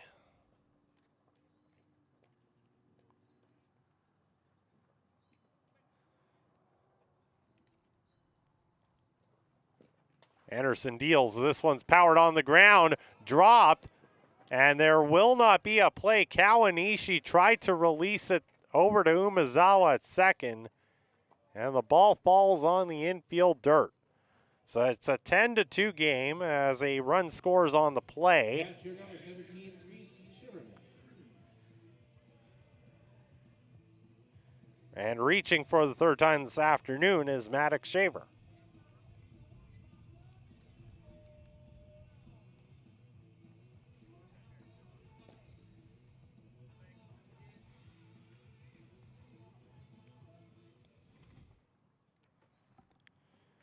Reese Schurman reached on there his last time up. Also has a hit by pitch in this game.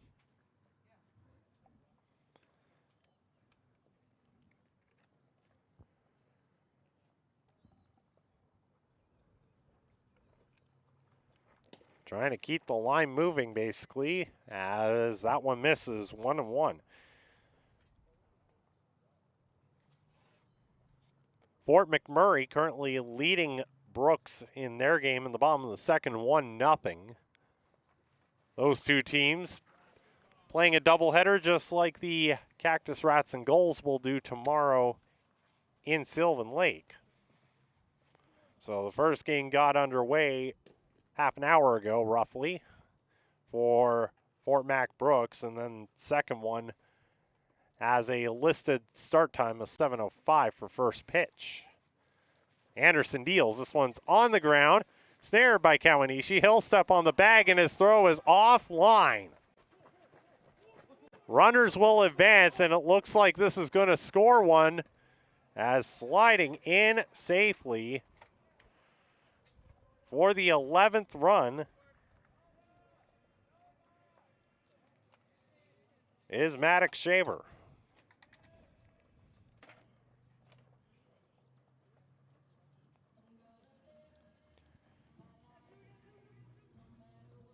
Right fielder number 34, Charlie Collins.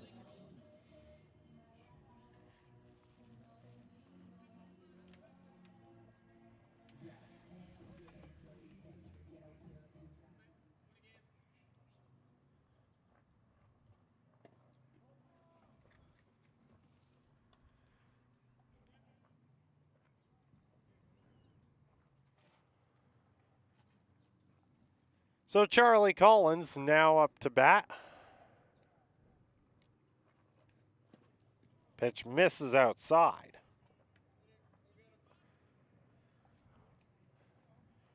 Schurman is into second with the error. Officially a 5 unassisted fielder's choice, plus the throwing error on top. Because Kawanishi did manage to get Rittenhouse out at third at the very least. So there's 2 outs in the inning. And on 4 pitches, Collins walks. And will be 5th time through the order now. Shortstop number 2, Gavin Roy.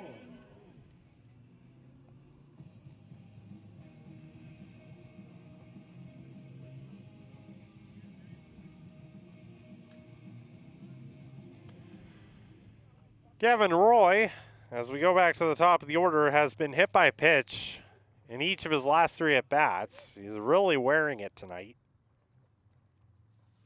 Starts by falling behind 0-1. If you're a batter going through a night like that or an afternoon like that, you probably want to get on board at some point a different way. You're kind of silently hoping for that. He won't hear, as that's a pop out. Catching it is Wilson. But the Gulls make it 11-2 as they get another couple of runs across. We'll go bottom 5th. This July, the Okotoks Dogs and Baseball Canada will host the Road to Okotoks and the Morneau Cup National Championship at the Seaman Stadium Complex from July 14th to 19th. Come watch the top 16 youth baseball teams from across the country. These are the future stars of Canadian baseball, tomorrow's collegiate standouts and professional players, all chasing a national championship. Don't miss a week of elite competition, unforgettable moments, and the future of Canadian baseball in Okotoks. Have you ever wondered if there's one thing that connects people from across our province? Something that connects the coffee shop to the spray park, or the brewery to the rodeo, the campground to the sports field. It's pretty amazing when you think about how it's all connected, because it truly is. And it's all we think about, so you don't have to. This July, the Okotoks Dogs and Baseball Canada will host the Road to Okotoks and the Morneau Cup National Championship at the Seaman Stadium Complex from July 14th.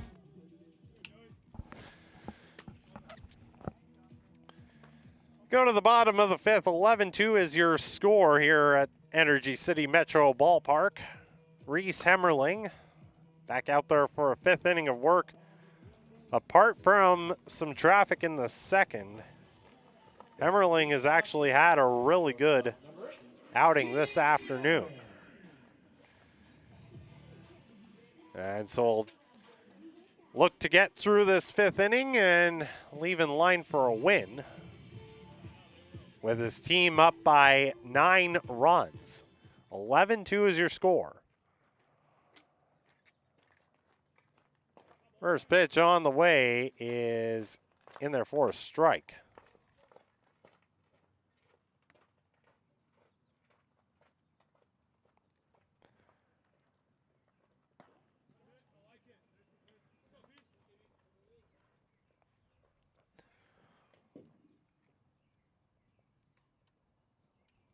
One and one the count. It's top of the order due up for the Cactus Rats here.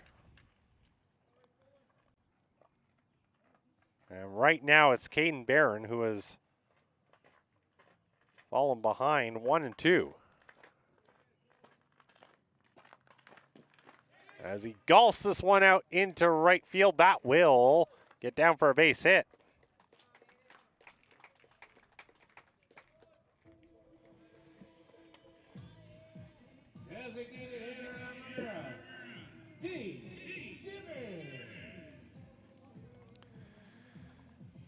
So Dave Simmons, 0 for 1, he's reached on a walk at least, and I might end up having to correct myself because there's a bit of a dispute going on as to what the score was. Initially, we thought it was 11. It may be 12 as this one's flown out. That'll be the first out of the inning.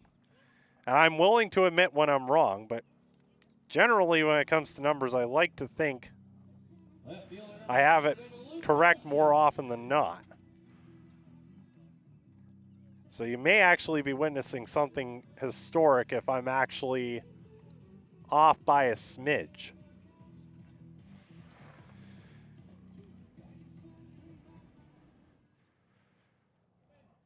Luke Wilson, in the meantime, will start with a pitch outside. I'm trying to get to the bottom of this and just run through my own score sheet, because now I'm second guessing myself.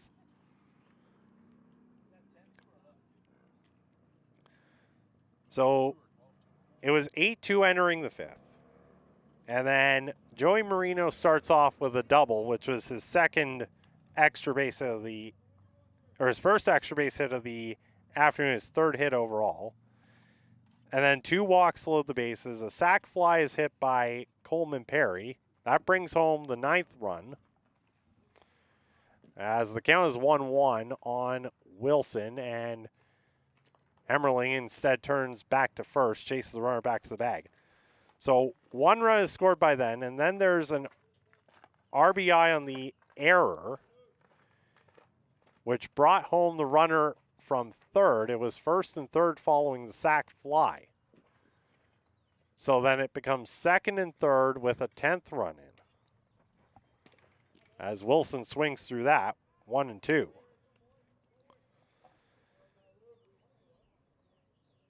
And then on the play after that, a run does score from third, although Kawanishi tags the bag to get the run from second.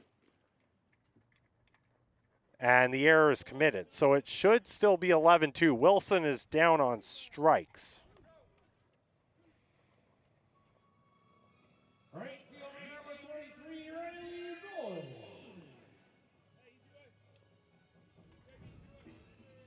Riley Doig, following the strikeout, comes out to bat with a runner aboard and 2 away. Hemmerling trying to get through 1 more out and be in line for a win on this afternoon. So So all told, it should still be 11-2. But it's funny how you can second guess yourself when someone says something different. This one in foul territory. That'll be caught by the first baseman, Coleman Perry. Will go to the top of the 6th. Whole point is that the Gulls lead by a lot. 19. Come watch the top 16 youth baseball teams from across the country. These are the future stars of Canadian baseball, tomorrow's collegiate standouts and professional players, all chasing a national championship. Don't miss a week of elite competition, unforgettable moments, and the future of Canadian baseball in Okotoks. The live sports experience is changing. Teams and facilities are under pressure to provide online and in-venue entertainment. IKS Live has the right team to deliver. We provide service across North America and produce the best fan experience, in the seats or streaming to you.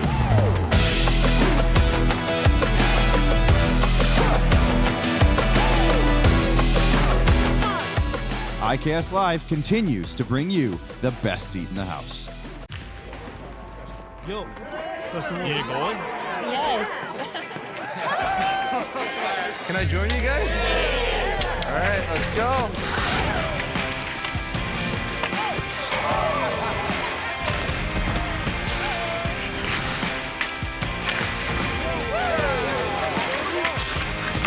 Whether it's on the ice or on our app, always play for the fun of the game. Gamble responsibly with Play Alberta. For more than 40 years, we've been there, helping Canadians find the extra space they need to grow and to create new memories. Sentinel Storage. Try 4 weeks free. Details at sentinelstorage.ca. For over a century, we've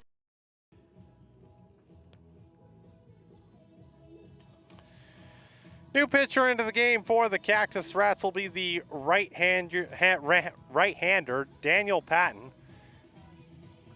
Tavin Anderson will go 1 1/3, but gave up a total of 4 runs, just not his afternoon. So they'll hope for some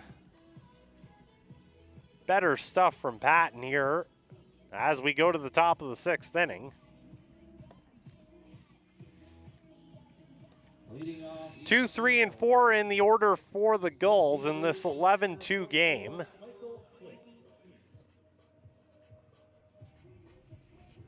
So it'll be led off by Michael Quick. Out of everybody in the Gulls lineup, you could argue Quick has had the worst afternoon of them all. He's reached base by a walk, but he's 0 for 3 otherwise.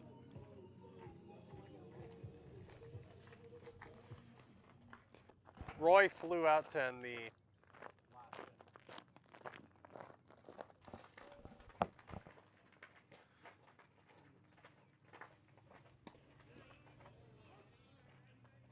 pitch is in there for a strike to start Quick off.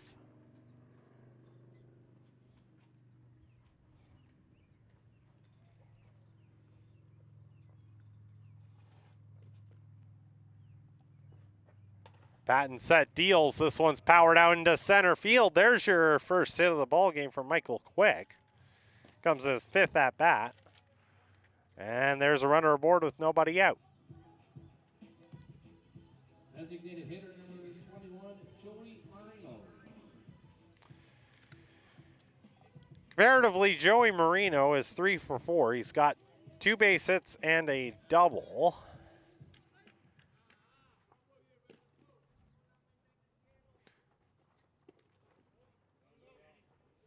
Ball goes in the dirt. So the count will start off 1-0. Patton just 2 2/3 innings thrown so far, but he's done well to hold runs off the board.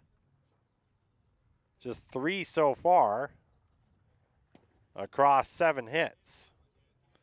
So we'll give up a couple hits here or there, but make sure the other team doesn't get many of them across.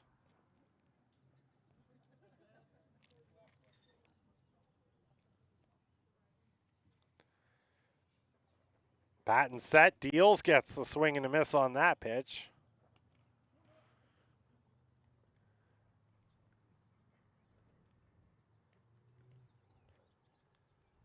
Some of the other games in the WCBL will be getting underway right around here. The only one active besides this so far is the first game of the Fort Mac Brooks doubleheader, and the Giants have opened up a 4-0 lead on the host Bombers, that one in the top of the third. Swift Current Regina and Okotoks Lethbridge, their first pitches will be in the next 15 minutes. Popped up onto the outfield grass, and Riley Doig will make the catch for the first out of the inning. Just second time Wilson's been put away.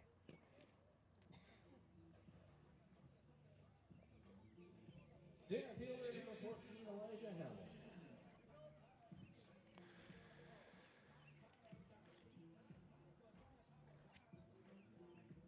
Elijah Hamel has reached base twice. Also had a sac fly that drove in a run back in the second. It's a base hit, a walk, and a strikeout otherwise. So I like to call it a true outcomes game.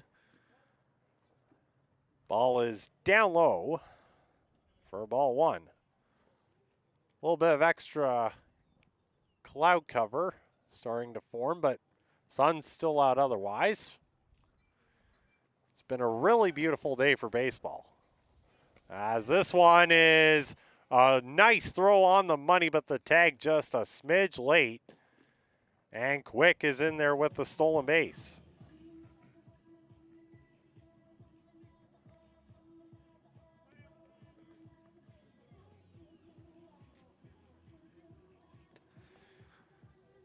Gulls have scored all of their runs so far by just manufacturing them. There haven't been any home runs in this game. It's just been keep the line moving, get hits, and get on base.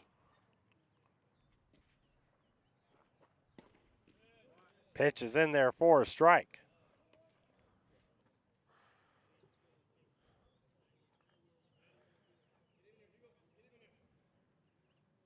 Cactus Rats, of course, would like to know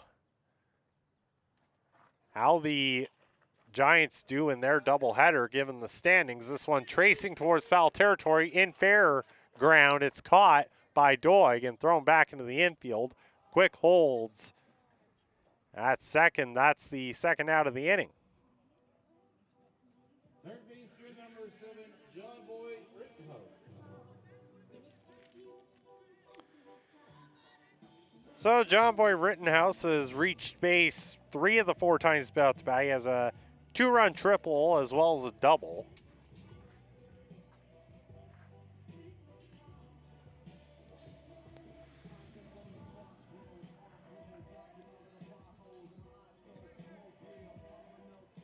Runner at second, 2 outs.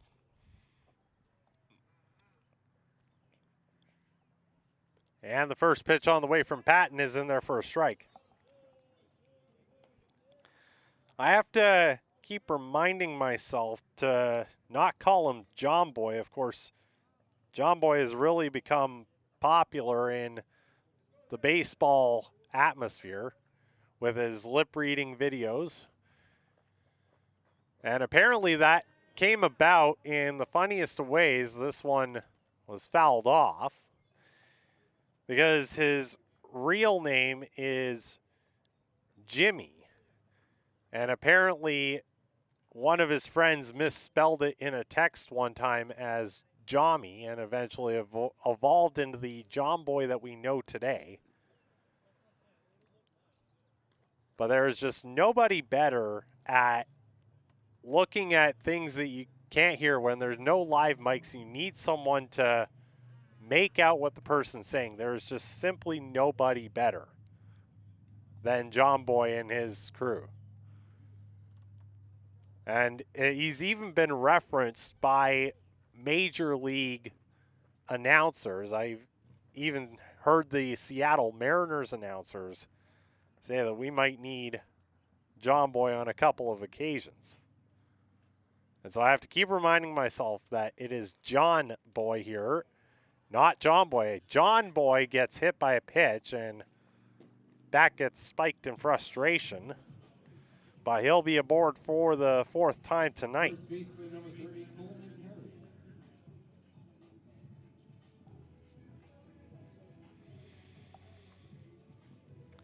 So I'll keep the inning moving.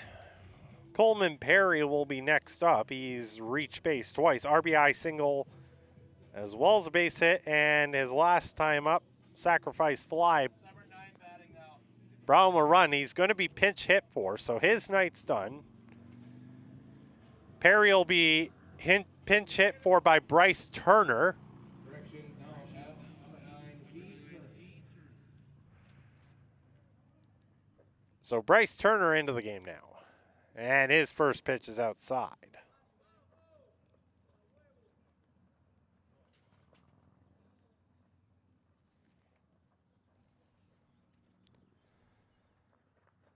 Patton comes set, deals that one powered on the ground, and they'll go the easy play a second, and the Gulls for the first time tonight don't score a run. They strand 2, will go bottom 6. Still a large Sylvan Lake lead. Been more than just lawyers. We're your neighbors, your friends, and your strongest advocates. With 15 locations across the prairies, we're everywhere you are. Stringham, your local lawyers. Hey baseball fans, make sure to stay up to date with your favorite teams across the league by subscribing to the WCBL YouTube channel right now. We have tons of free coverage for you over there, including daily highlights, full archived game broadcasts, daily game day previews, plus the WCBL report with myself and Joe McFarland every Wednesday. It's all in one spot, the WCBL YouTube channel. Subscribe today.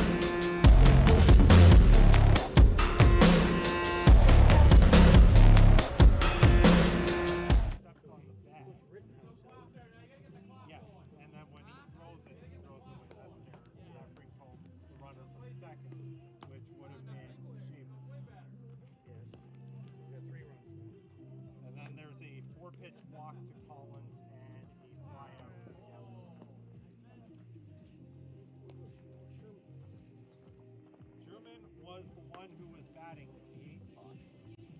So on the error, he advances to second. And so when the walk happens, it's first and second, 2 outs, and then gap where he flies.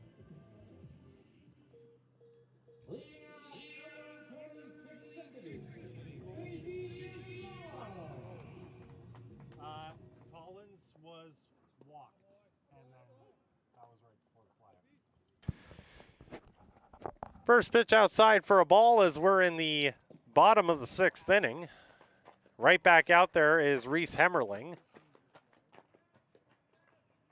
And that one misses 2-0. Third time through the order. First batter in this inning is Seiji Umezawa. Umezawa takes inside 3-0.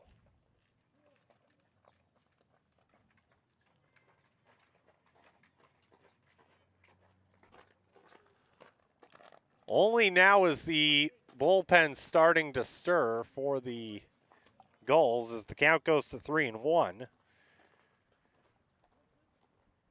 And really there's been not much reason to pull Hemmerling early, not just due to the lead, as this one is an excuse me tapper out to second base. They'll throw to first for the out. There's your first out of the inning. Liam Kirsch has reached on error and also struck out. Not just because of the large lead, but also only now are we third time through the order, and Hemmerling outside of the 2nd inning where it was really a couple of errors that cost his team, and those errors were not on him. Outside of that 2nd inning, he has actually had a really good afternoon.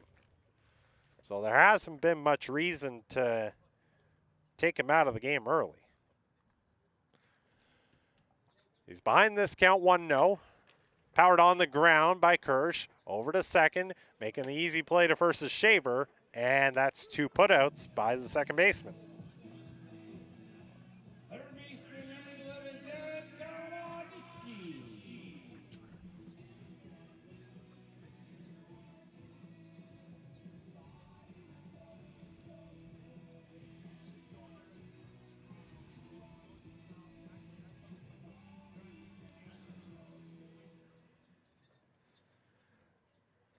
Base is empty, 2 away. Dan Kawanishi up to bat now. Takes the first pitch in there for a strike. And really the pitch count as well for Reese Hemmerling has not been stratospheric by any means, as that one just misses off the plate for ball 1.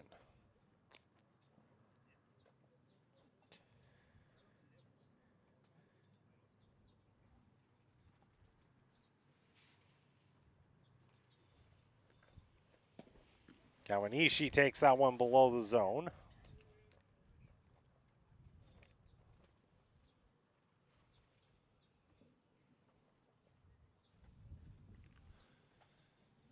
For the first 4 batters in the lineup, we were mentioning for the Gulls it had been 42. For the Cactus Rats, it's only been closer to 30. That pitch is on the ground and thrown to first, but Kawanishi beats it out. Infield base hit. Keeps the line moving. First baseman, number 21, Carson Burnett has flown out twice, one of them a sac fly. That brought home the second Cactus Rats run of the game.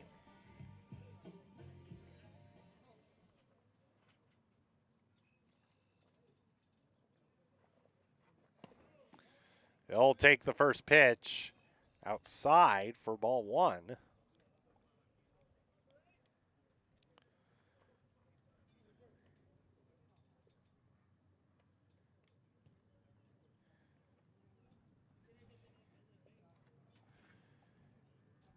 This is only the 75th pitch of the game that Hemmerling is thrown, and it's flown out into left field, caught there by Quick.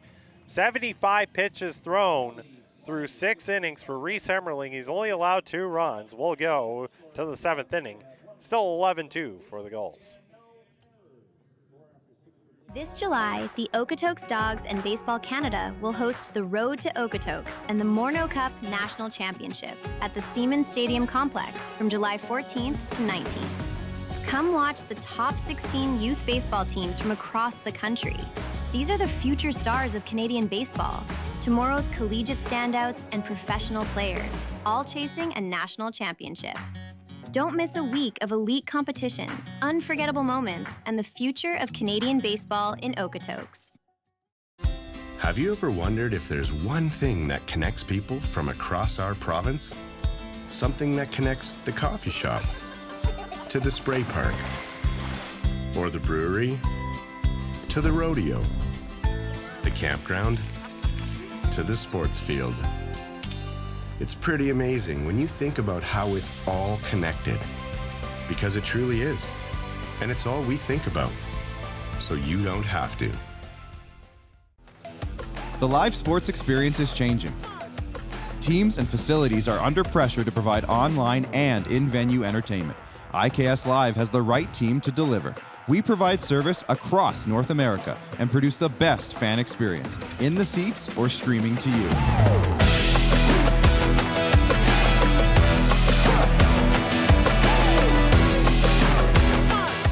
IKS Live continues to bring you the best seat in the house. This July, the Okotoks Dogs and Baseball Canada will host the Road.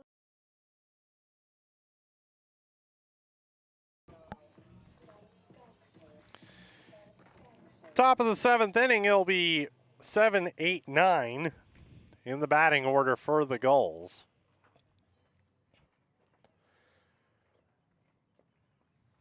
Daniel Patton back out there for another inning, as that pitch will be a strike to start things off.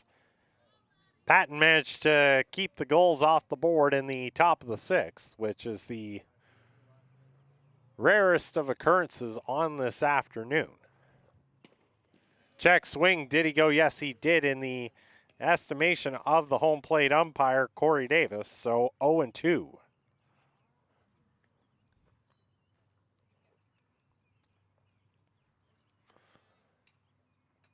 Patton would like another clean inning here, as he deals 0-2 downstairs.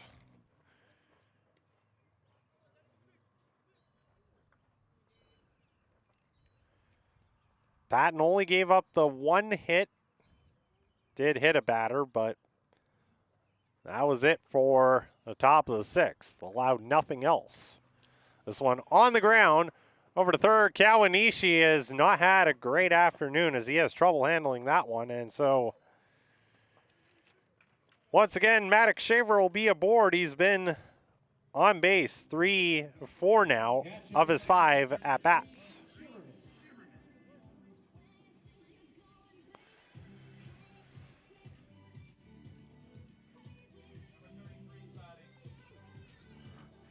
We'll have a pinch hitter here. Gavin Galenza is going to be the batter.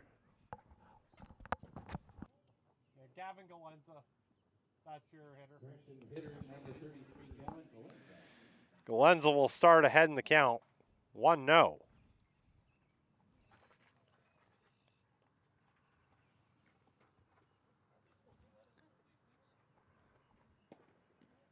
Pitch misses, and the count goes to 2-0 with Galenza. He is a returning batter, so we've seen this face before. 200 average, not the greatest season average-wise, 667 OPS. But he's only had 15 at-bats so far. Does have 2 runs scored and 3 base hits. Pitch misses downstairs, and Galenza walks on 4 pitches.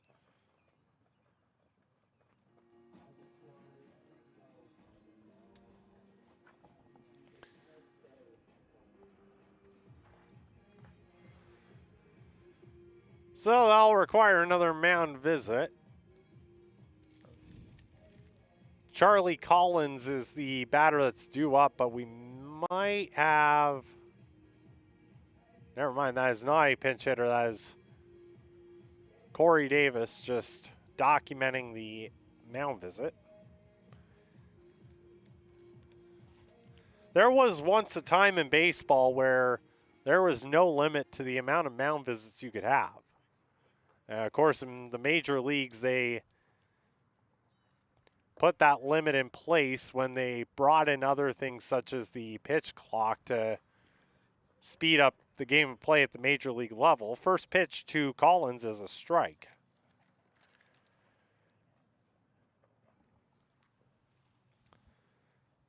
But there was something about those games beforehand that just had an extra element of strategy to them.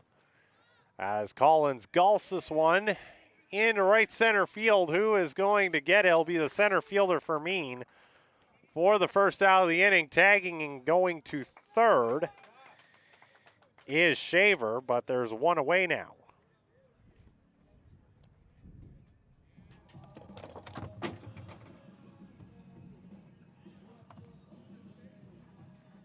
Right fielder number 34, Charlie Collins. Correction number 2, Back to the top of the order, Gavin Roy has been hit by a pitch 3 times, 0 for 2 otherwise. He's got first and third with 1 out here, and he's going to power the first pitch out of play.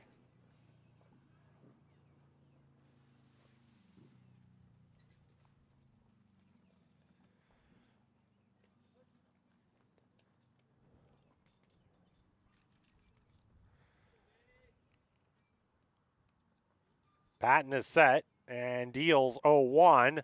Check swing, did he hold up? Yes, he did, according to first base umpire MJ Willis. So I'll be 1-1 the count now.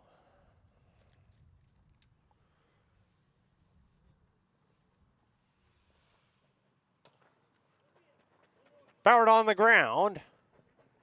Past third base. That's going to score a run as it goes out into the outfield. That'll be a 12-2 score now.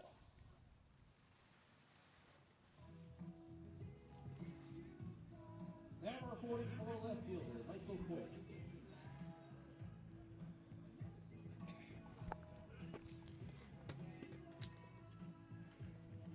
So Michael Quick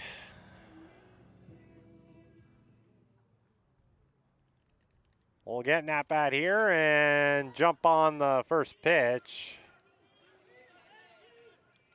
I'll be into foul territory and snared by Dan Kawanishi for the second out.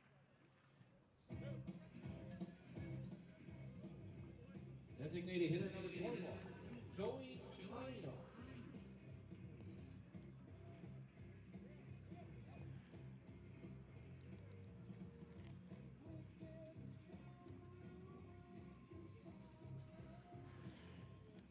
Joey Marino is 3 for 5. He's got a pair of base hits and a double. That pitch upstairs for ball 1. It is a 12-2 score as we're here in the top of the 7th. Pitch misses inside 2-0 as we look at other scores going on around the WCBL with other games getting underway. Of course, the Cactus Rats would like a couple losses out of the Fort McMurray Giants, the race for that 4th spot. But Fort Mac currently holds a 4-0 lead. That game in the top of the 4th.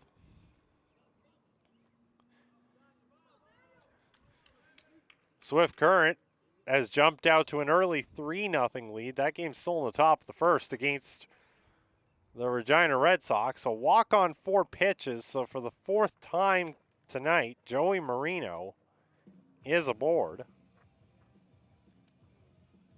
Center fielder number 14, Elijah Hamill.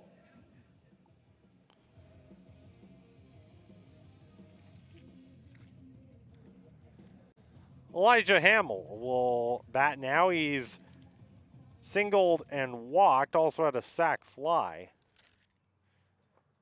Flew out to right field his last time up. A ground ball right at first, scooped up and walked to the bag by Carson Burnett. That does it for the inning, but it's now 12-2. Another run is in. We'll go to the bottom 7th. Time to stretch. 7th inning saw the Gulls get 1 run on To Okotoks and the Morneau Cup National Championship at the Seaman Stadium Complex from July 14th to 19th. Come watch the top 16 youth baseball teams from across the country. These are the future stars of Canadian baseball, tomorrow's collegiate standouts,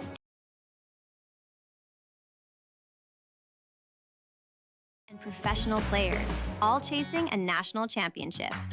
Don't miss a week of elite competition, unforgettable moments, and the future of Canadian baseball in Okotoks. Yo, Dustin, you need a goalie? Yes. Can I join you guys? All right, let's go.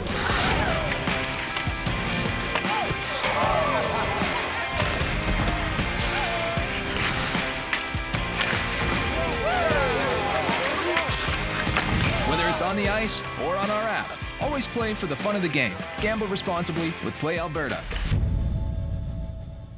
For more than 40 years, we've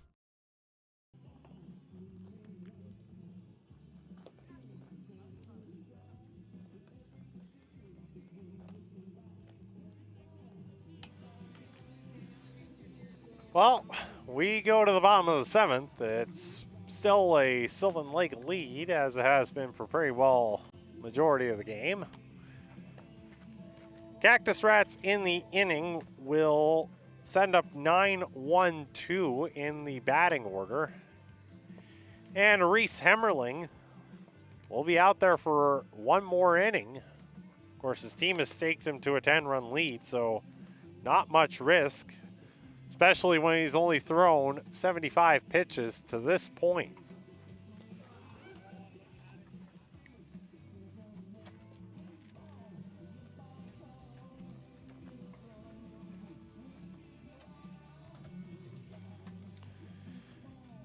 So Stephen Fermin will be the first batter. 0 for 2 on the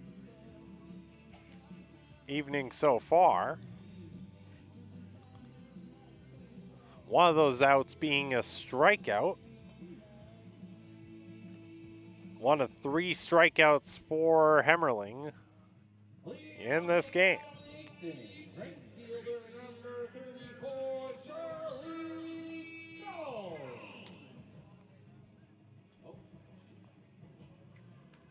Correction, number 13, Steve Sylvan. Sorry, Steve. So the first pitch is hitting the foul territory, and that's going to get on out of here.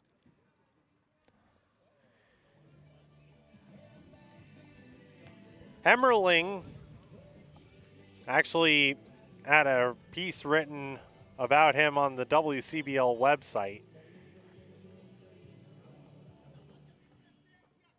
And his most recent outing was 121 pitches across 8 innings against Medicine Hat.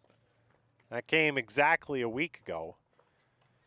It's not often you see a pitcher go over 120 pitches, so to get Player of the Week honors for that is very much deserved, as that one's fouled off.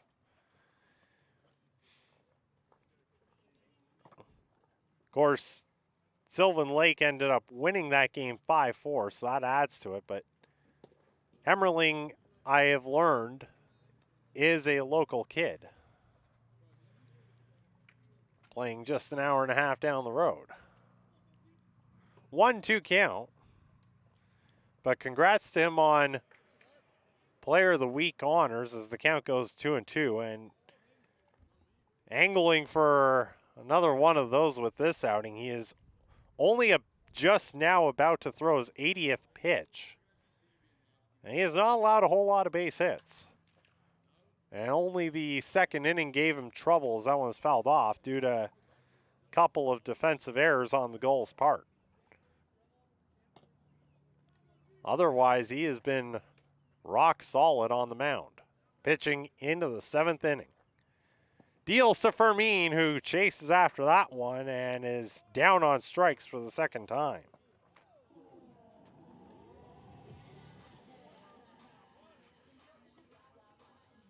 Shortstop number 8, Caden Barron. Back to the top of the order, Caden Barron has singled and doubled in this game.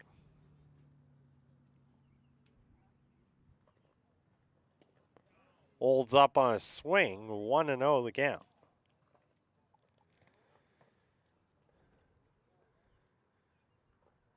The other score he didn't mention, Okotoks Dogs have gotten on the board early. Bottom of the first, they lead Lethbridge 1-0. That one a fly out into left field.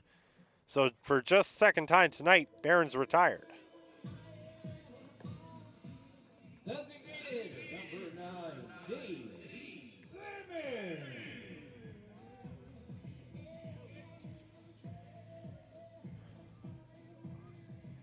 David Simmons is 0 for 2. He has walked, but a pair of flyouts center field otherwise.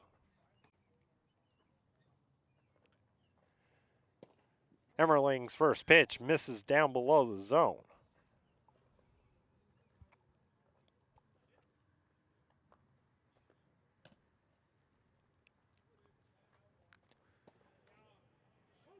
Pitch is in there for a strike, 1-1. Tomorrow, of course, as we mentioned, doubleheader between these two teams. They'll also have a doubleheader next Sunday, so Cactus Rats and the Gulls are going to get very well acquainted with one another here in the next week and a half, leading up into the WCBL All-Star Week. 2-2 the count now on David Simmons.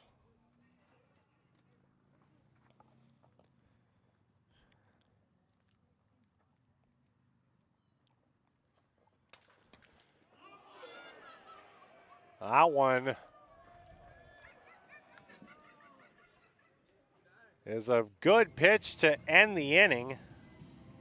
Strikeout for Hemmerling, and we're through 7. It is 12-2 Gulls. In there, helping Canadians find the extra space they need to grow and to create new memories. Sentinel Storage. Try 4 weeks free. Details at sentinelstorage.ca. Hey baseball fans, make sure to stay up to date with your favorite teams across the league by subscribing to the WCBL YouTube channel right now. We have tons of free coverage for you over there, including daily highlights, full archive game broadcasts, daily game day previews, plus the WCBL report with myself and Joe McFarland every Wednesday. It's all in one spot, the WCBL YouTube channel. Subscribe today.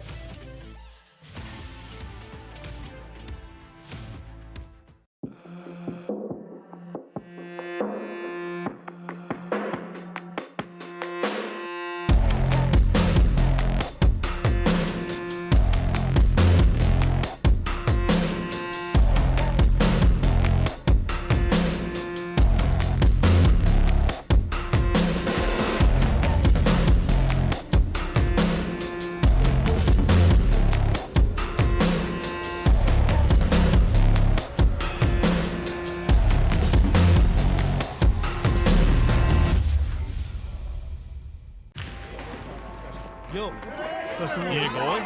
Yes. Can I join you guys? All right, let's go.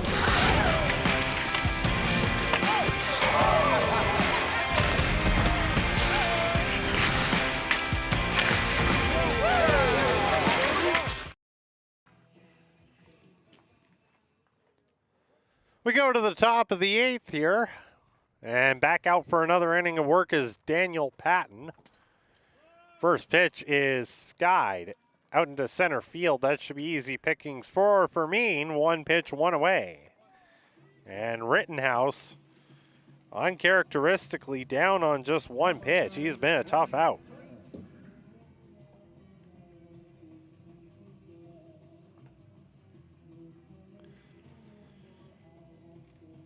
Bryce Turner came in as a pinch hitter a couple innings ago, grounded into a fielder's choice to end the top of the 6th.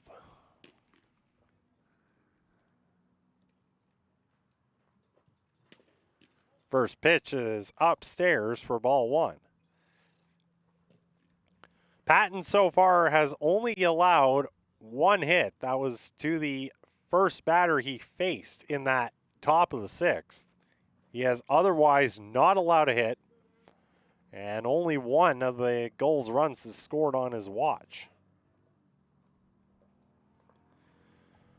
Trying to give the Cactus Rats a bit of length after John Carlos Rodriguez only went 3 2/3 innings with his start. Tavin Anderson went an inning and a third in relief. This one into center field again for Mean with the putout. 2 down.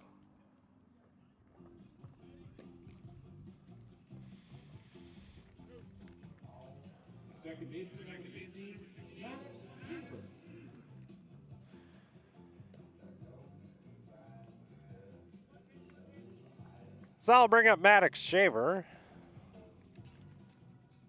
Shaver has reached on an error in each of his last 2 at-bats. Overall, on the afternoon, he's only been retired once. He has a base hit, a walk, go along with the 2 errors, and the only time he was put out was on a strikeout in which he saw 14 pitches. This one popped up, but it's not going to be playable. And the count goes to 1-1.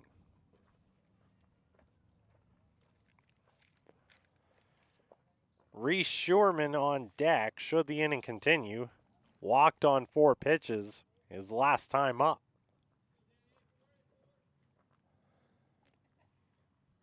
Patton deals 1-1, and that one is upstairs, 2-1. Keeping an eye on scores around the league, and the Swift Current 57s just had a top of the first inning for the ages. They score 8 runs on the Regina Red Sox. Powered out into right center field, back at the wall. Fermin has enough room. He records all 3 outs in the inning. 1, 2, 3. Go the Gulls in the 8th. We'll go to the bottom half, still 12-2. Have you ever wondered if there's one thing that connects people from across our province? Something that connects the coffee shop to the spray park, or the brewery to the rodeo, the campground to the sports field. It's pretty amazing when you think about how it's all connected, because it truly is. And it's all we think about, so you don't have to. This July, the Okotoks Dogs and Baseball Canada will host the Road to Okotoks and the Morneau Cup National Championship at the Seaman Stadium Complex from July 14th to 19th. Come watch the top 16 youth baseball teams from across the country. These are the future stars of Canadian baseball, tomorrow's collegiate standouts and professional players, all chasing a national championship. Don't miss a week of elite competition, unforgettable moments, and the future of Canadian baseball in Okotoks. Have you ever wondered if there's one thing that connects people?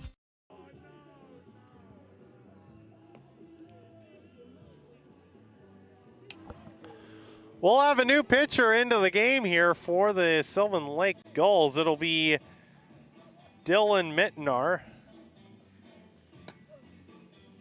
So the afternoon is over for the starting pitcher, Reese Hemmerling, and it was a masterful one. 7 full innings, throwing just 88 pitches.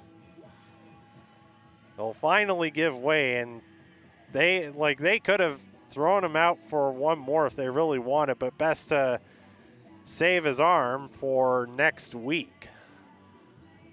But that's about as good of an outing as you could have asked for. The only 2 runs he gave up were in the second inning, and not really his fault, as neither of them came via hit.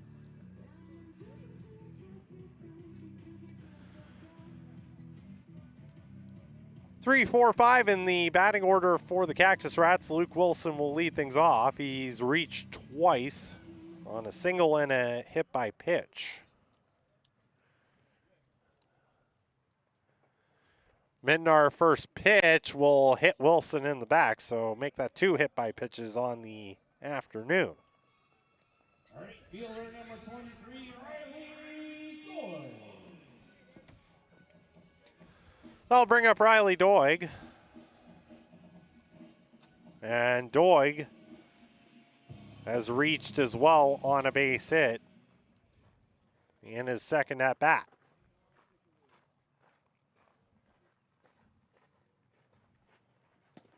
First pitch misses upstairs for ball 1.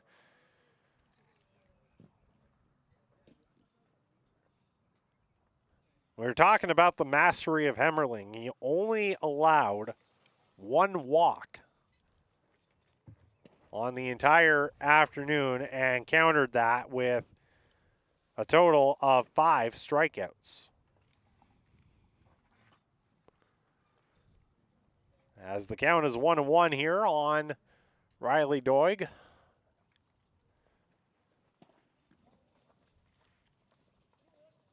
Pitch from Mittenar misses outside.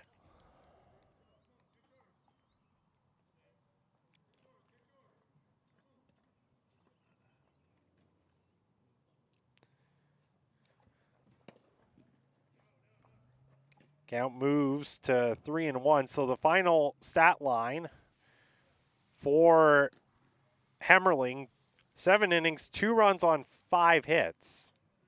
The 1 walk and 5 strikeouts, 88 pitches thrown.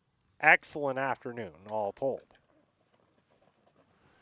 This one on the ground. It'll be to second for one, on to first. In there safely is Doig. So fielder's choice as Doig beats out the relay throw.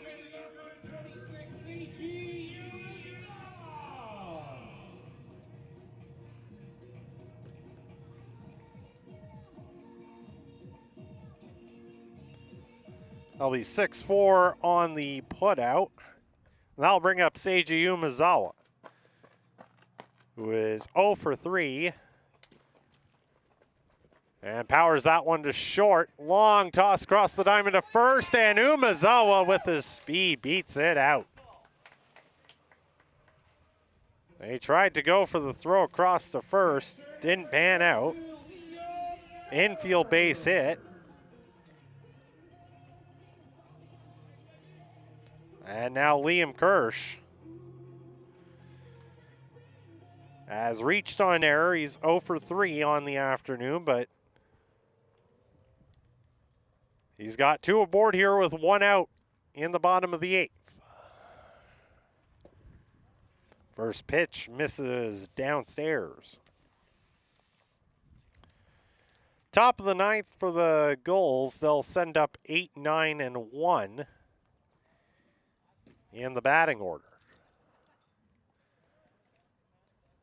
Just a quick look ahead there as it's dealt just below the zone by Mittenar.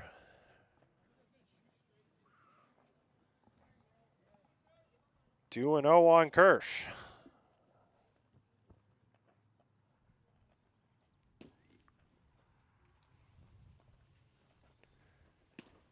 Mittenar finds the inside part of the zone there. Kirsch across the 3 home games. We were saying that he's played really well. He had double and a walk on Wednesday and has reached, of course, on air here that allowed him to get to third. On the ground, that one gets away. The throw from Mittenar gets into the outfield. I'll play to third. Cactus Rats run and make a 12-3 ball game.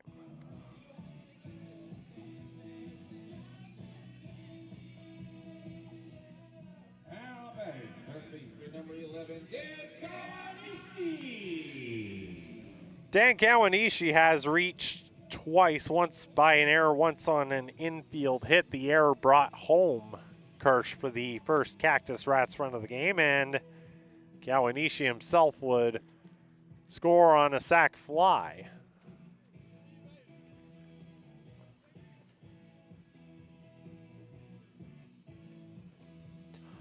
There's only 1 out here in the bottom of the 8th, although the hill is a pretty tall one to climb. We'll see if by some chance the Cactus Rats can climb it here. Hit on the ground right to first. They're going to go second, 1 relay throw, not in time. And a run scores, so it's now 12-4. But there's 2 away. 3-4 on the fielder's choice.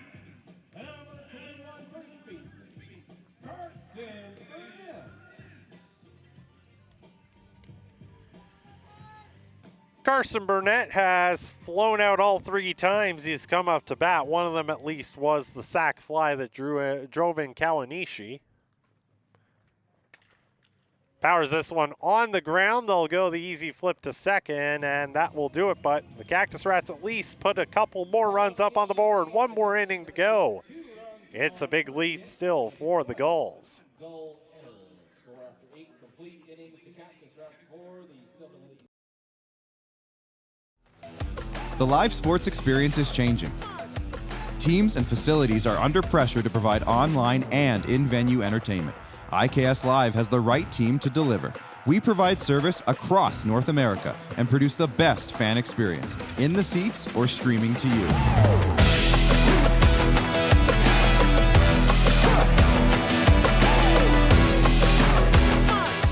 IKS Live continues to bring you the best seat in the house. Yo, Dustin, you need a goalie? Yes. Can I join you guys? All right, let's go.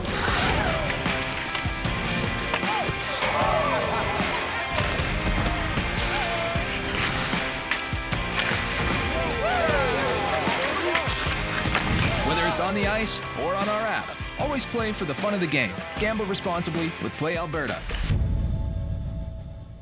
For more than 40 years, we've been there, helping Canadians find the extra space they need to grow and to create new memories. Sentinel Storage. Try 4 weeks free. Details at sentinelstorage.ca. For over a century, we've been more than just lawyers. We're your neighbors, your friends, and your strongest advocates. With 15 locations across the prairies, we're everywhere you are. Stringham, your local lawyers. The live sports experience.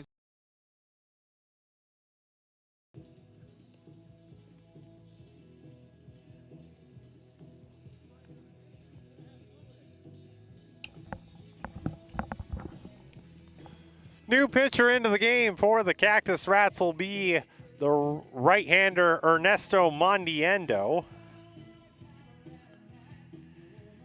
Daniel Patton goes 3 strong innings, only allows the 1 run and 1 hit. So he does his job, and now Mondiendo will look to polish off the 9th inning without much trouble here for Energy City.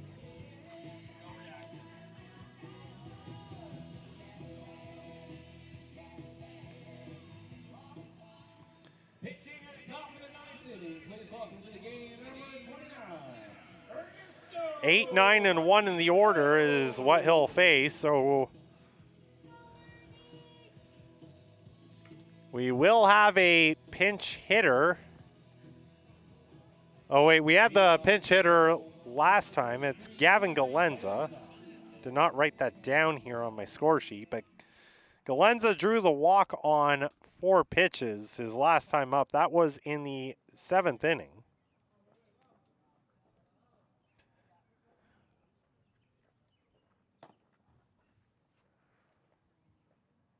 And it'll start ahead. So Galenza followed by Collins and then Gavin Roy. That one fouled off. Or caught, my apologies.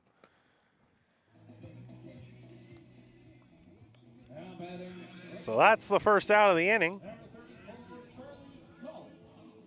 I'll bring up Collins. Collins, through his first 5 at-bats, has reached on 3 of them. As this ball comes right over where we're located and just falls behind the back wall. Count starts off at 0-1. Collins has reached on error, walked, and singled. He has also flown out twice. Pitch in there for a strike, 0-2, Mondiendo ahead.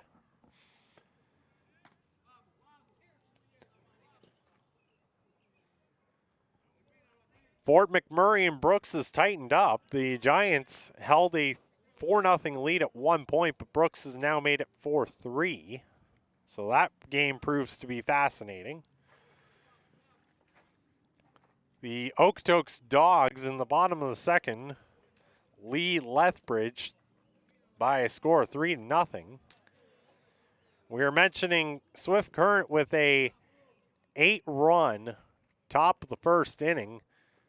Regina at least got a couple of those runs back. So we're in the second on that one. It's 8-2 Swift Current. And then Weyburn and Medicine Hat just getting underway as we speak. 6:45 was the first pitch there. As Collins will be aboard for the 4th time tonight on a 6-pitch walk. Shortstop number 2, Gavin Roy.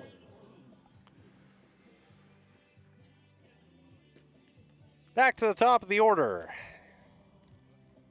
Gavin Roy, it's been a mixed bag. He's reached base 4 times, 3 via hit by pitch, 1 on an error.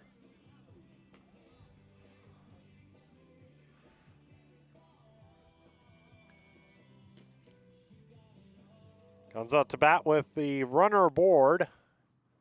And 1 out in the first pitch, down low for ball 1.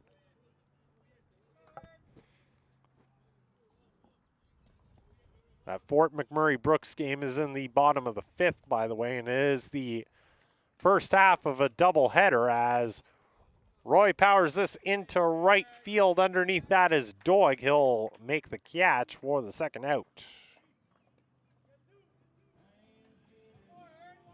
Center fielder, left fielder, number 44, Michael Quick.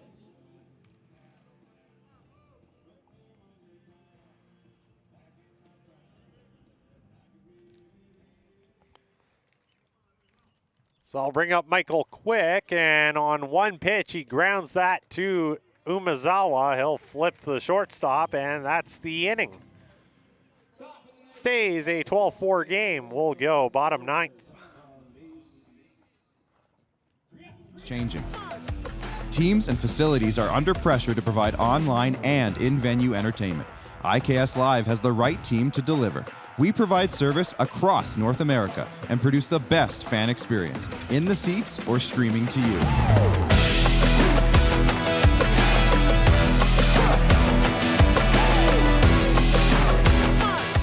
IKS Live continues to bring you the best seat in the house. Hey baseball fans, make sure to stay up to date with your favorite teams across the league by subscribing to the WCBL YouTube channel right now. We have tons of free coverage for you over there, including daily highlights, full archived game broadcasts, daily game day previews, plus the WCBL report with myself and Joe McFarland every Wednesday. It's all in one spot, the WCBL YouTube channel. Subscribe today.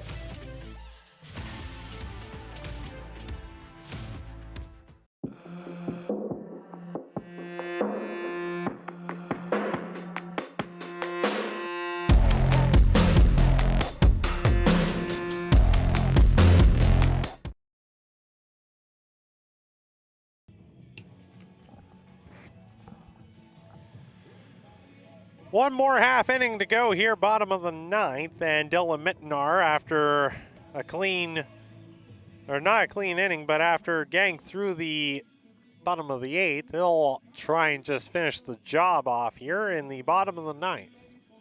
9, 1, and 2 in the order for the Cactus Rats. Stephen Fermin will lead things off.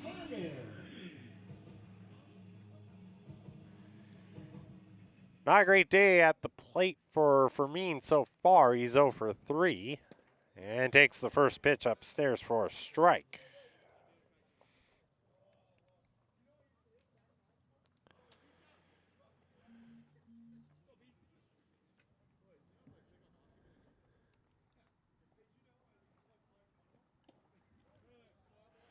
Foul tip, and Fermin falls behind 0-2.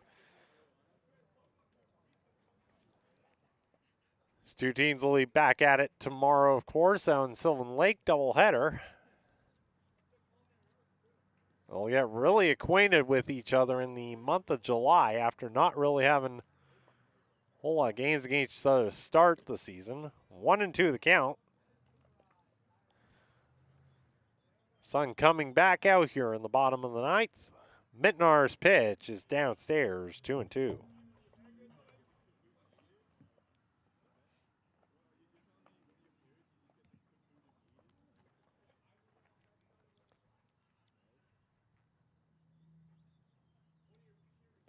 (12-4) score here in the bottom of the 9th, and that pitch will be lined down the line up to the wall. Fermin racing around second. He may have a shot at third. No, he will not. He'll stop up at second.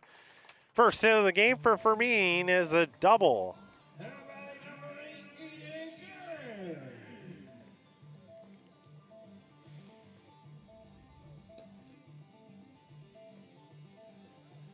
Back to the top of the order, Caden Barron has a pretty decent afternoon going for him, a single and a double.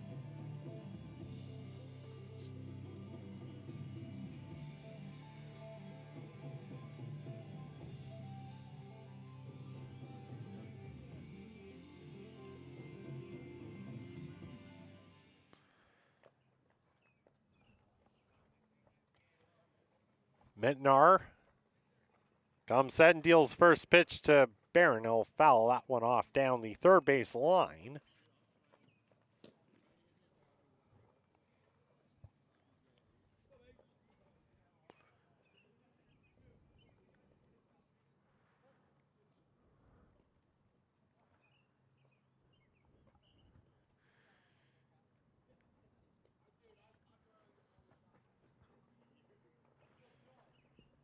Pitch is down in the dirt, 1-1.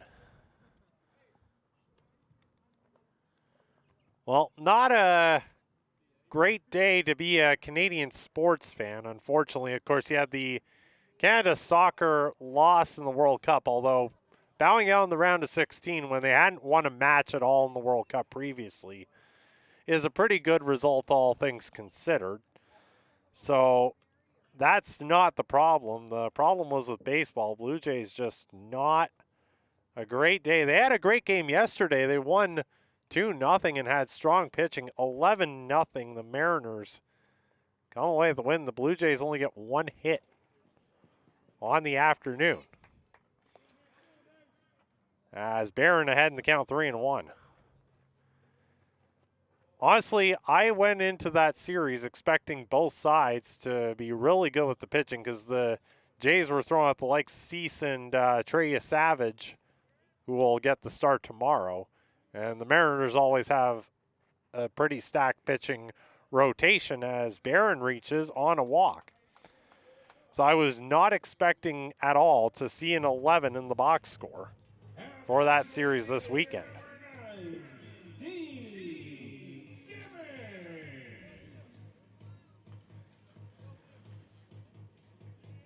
Well, with 2 runners aboard here and nobody out, Dave Simmons has a chance to really make this interesting.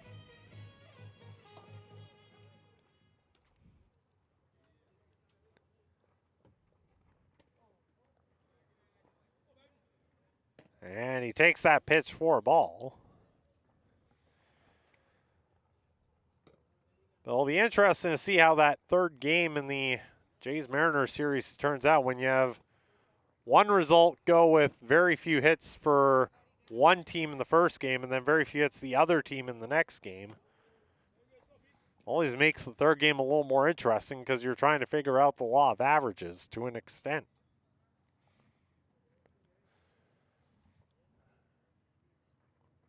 Mitnar set and deals the pitch that's fouled off by Simmons. 2-1 the count. Right behind Simmons is Luke Wilson. Wilson has reached base 3 times. Simmons powers that one foul.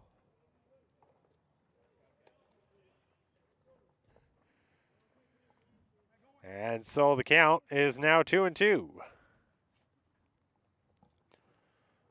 Gulls bullpen having a little bit of fun with that loud crack of the bat.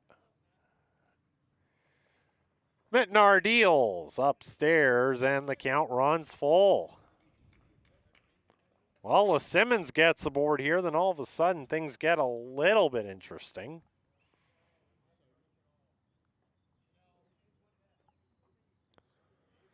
Mitnar trying to get an out here. Deals upstairs, ball 4, and that will load the bases. Left fielder number 27, Luke Wilson.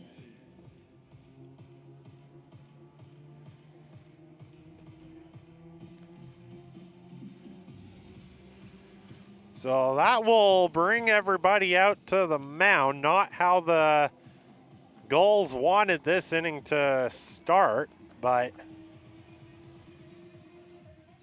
first 3 reach, 1 via a double and the other 2 with a walk.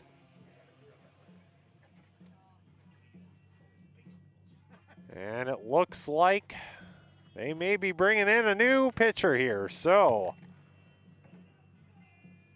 we will have that new pitcher for you in just a moment.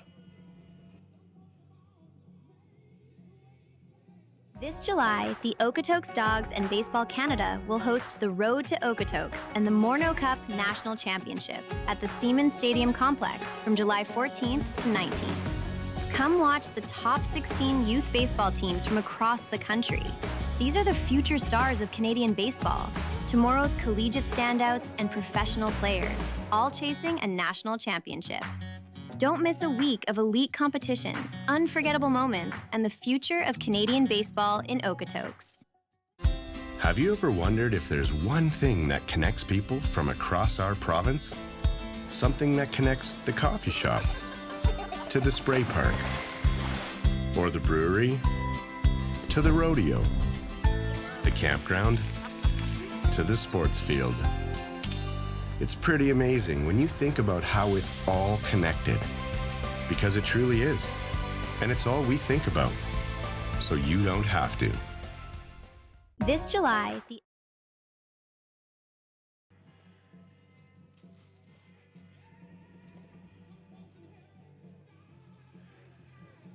Trent Chavez in to try and get the final 3 outs, as they were hoping Mittenar could give them a little bit of length, but just could not find an out here to start the bottom of the 9th.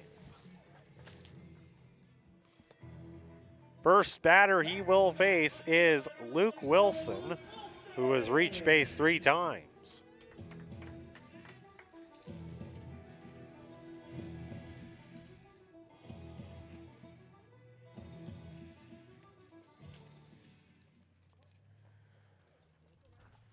Bases juiced, nobody out here. First 3 reached. Fermin reached on a double and then walks to Barron and then Simmons. 1-0 the count to start.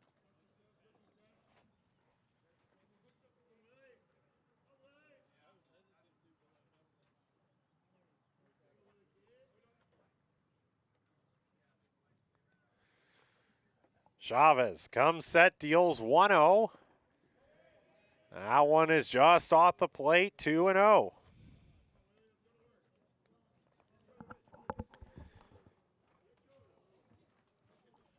It's a large deficit to make up, but not impossible.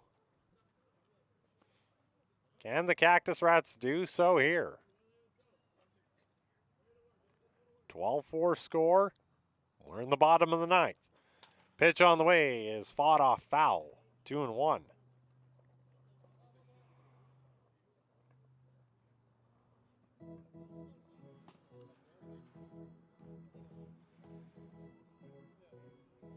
Brooks has actually taken the lead now in that first game of the doubleheader against Fort McMurray, 6-4. So that's some positive news on the part of the Cactus Rats, as they are hoping to continue hanging on to 4th place here in the West Division. Pitch is upstairs, 3-1. Meanwhile, Okotoks has built a 4-0 lead over Lethbridge, and of course Sylvan Lake has a keen eye on that game, as those are the 2 teams they're chasing for the division lead.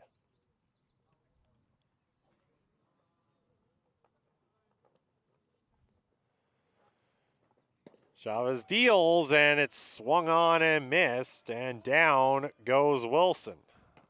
That's the first out of the inning. Right fielder, number 23, Ali Doyle.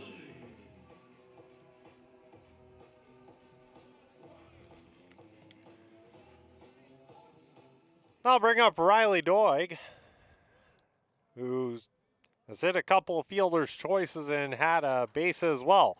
That one's on the ground. Short to second, 1 on to first. In time double play. They get out of it without allowing a run. That's your ball game. As a 12-4 victory for Sylvan Lake as they start off this 3-game weekend series against the Energy City Cactus Rats. These 2 teams will be in Sylvan Lake tomorrow. We'll see how all those games go. But this was a pretty interesting one, all things considered. It was a pleasure to have you on this July 4th, a beautiful day for baseball. I'm Lexi McFarland saying have a great rest of your weekend.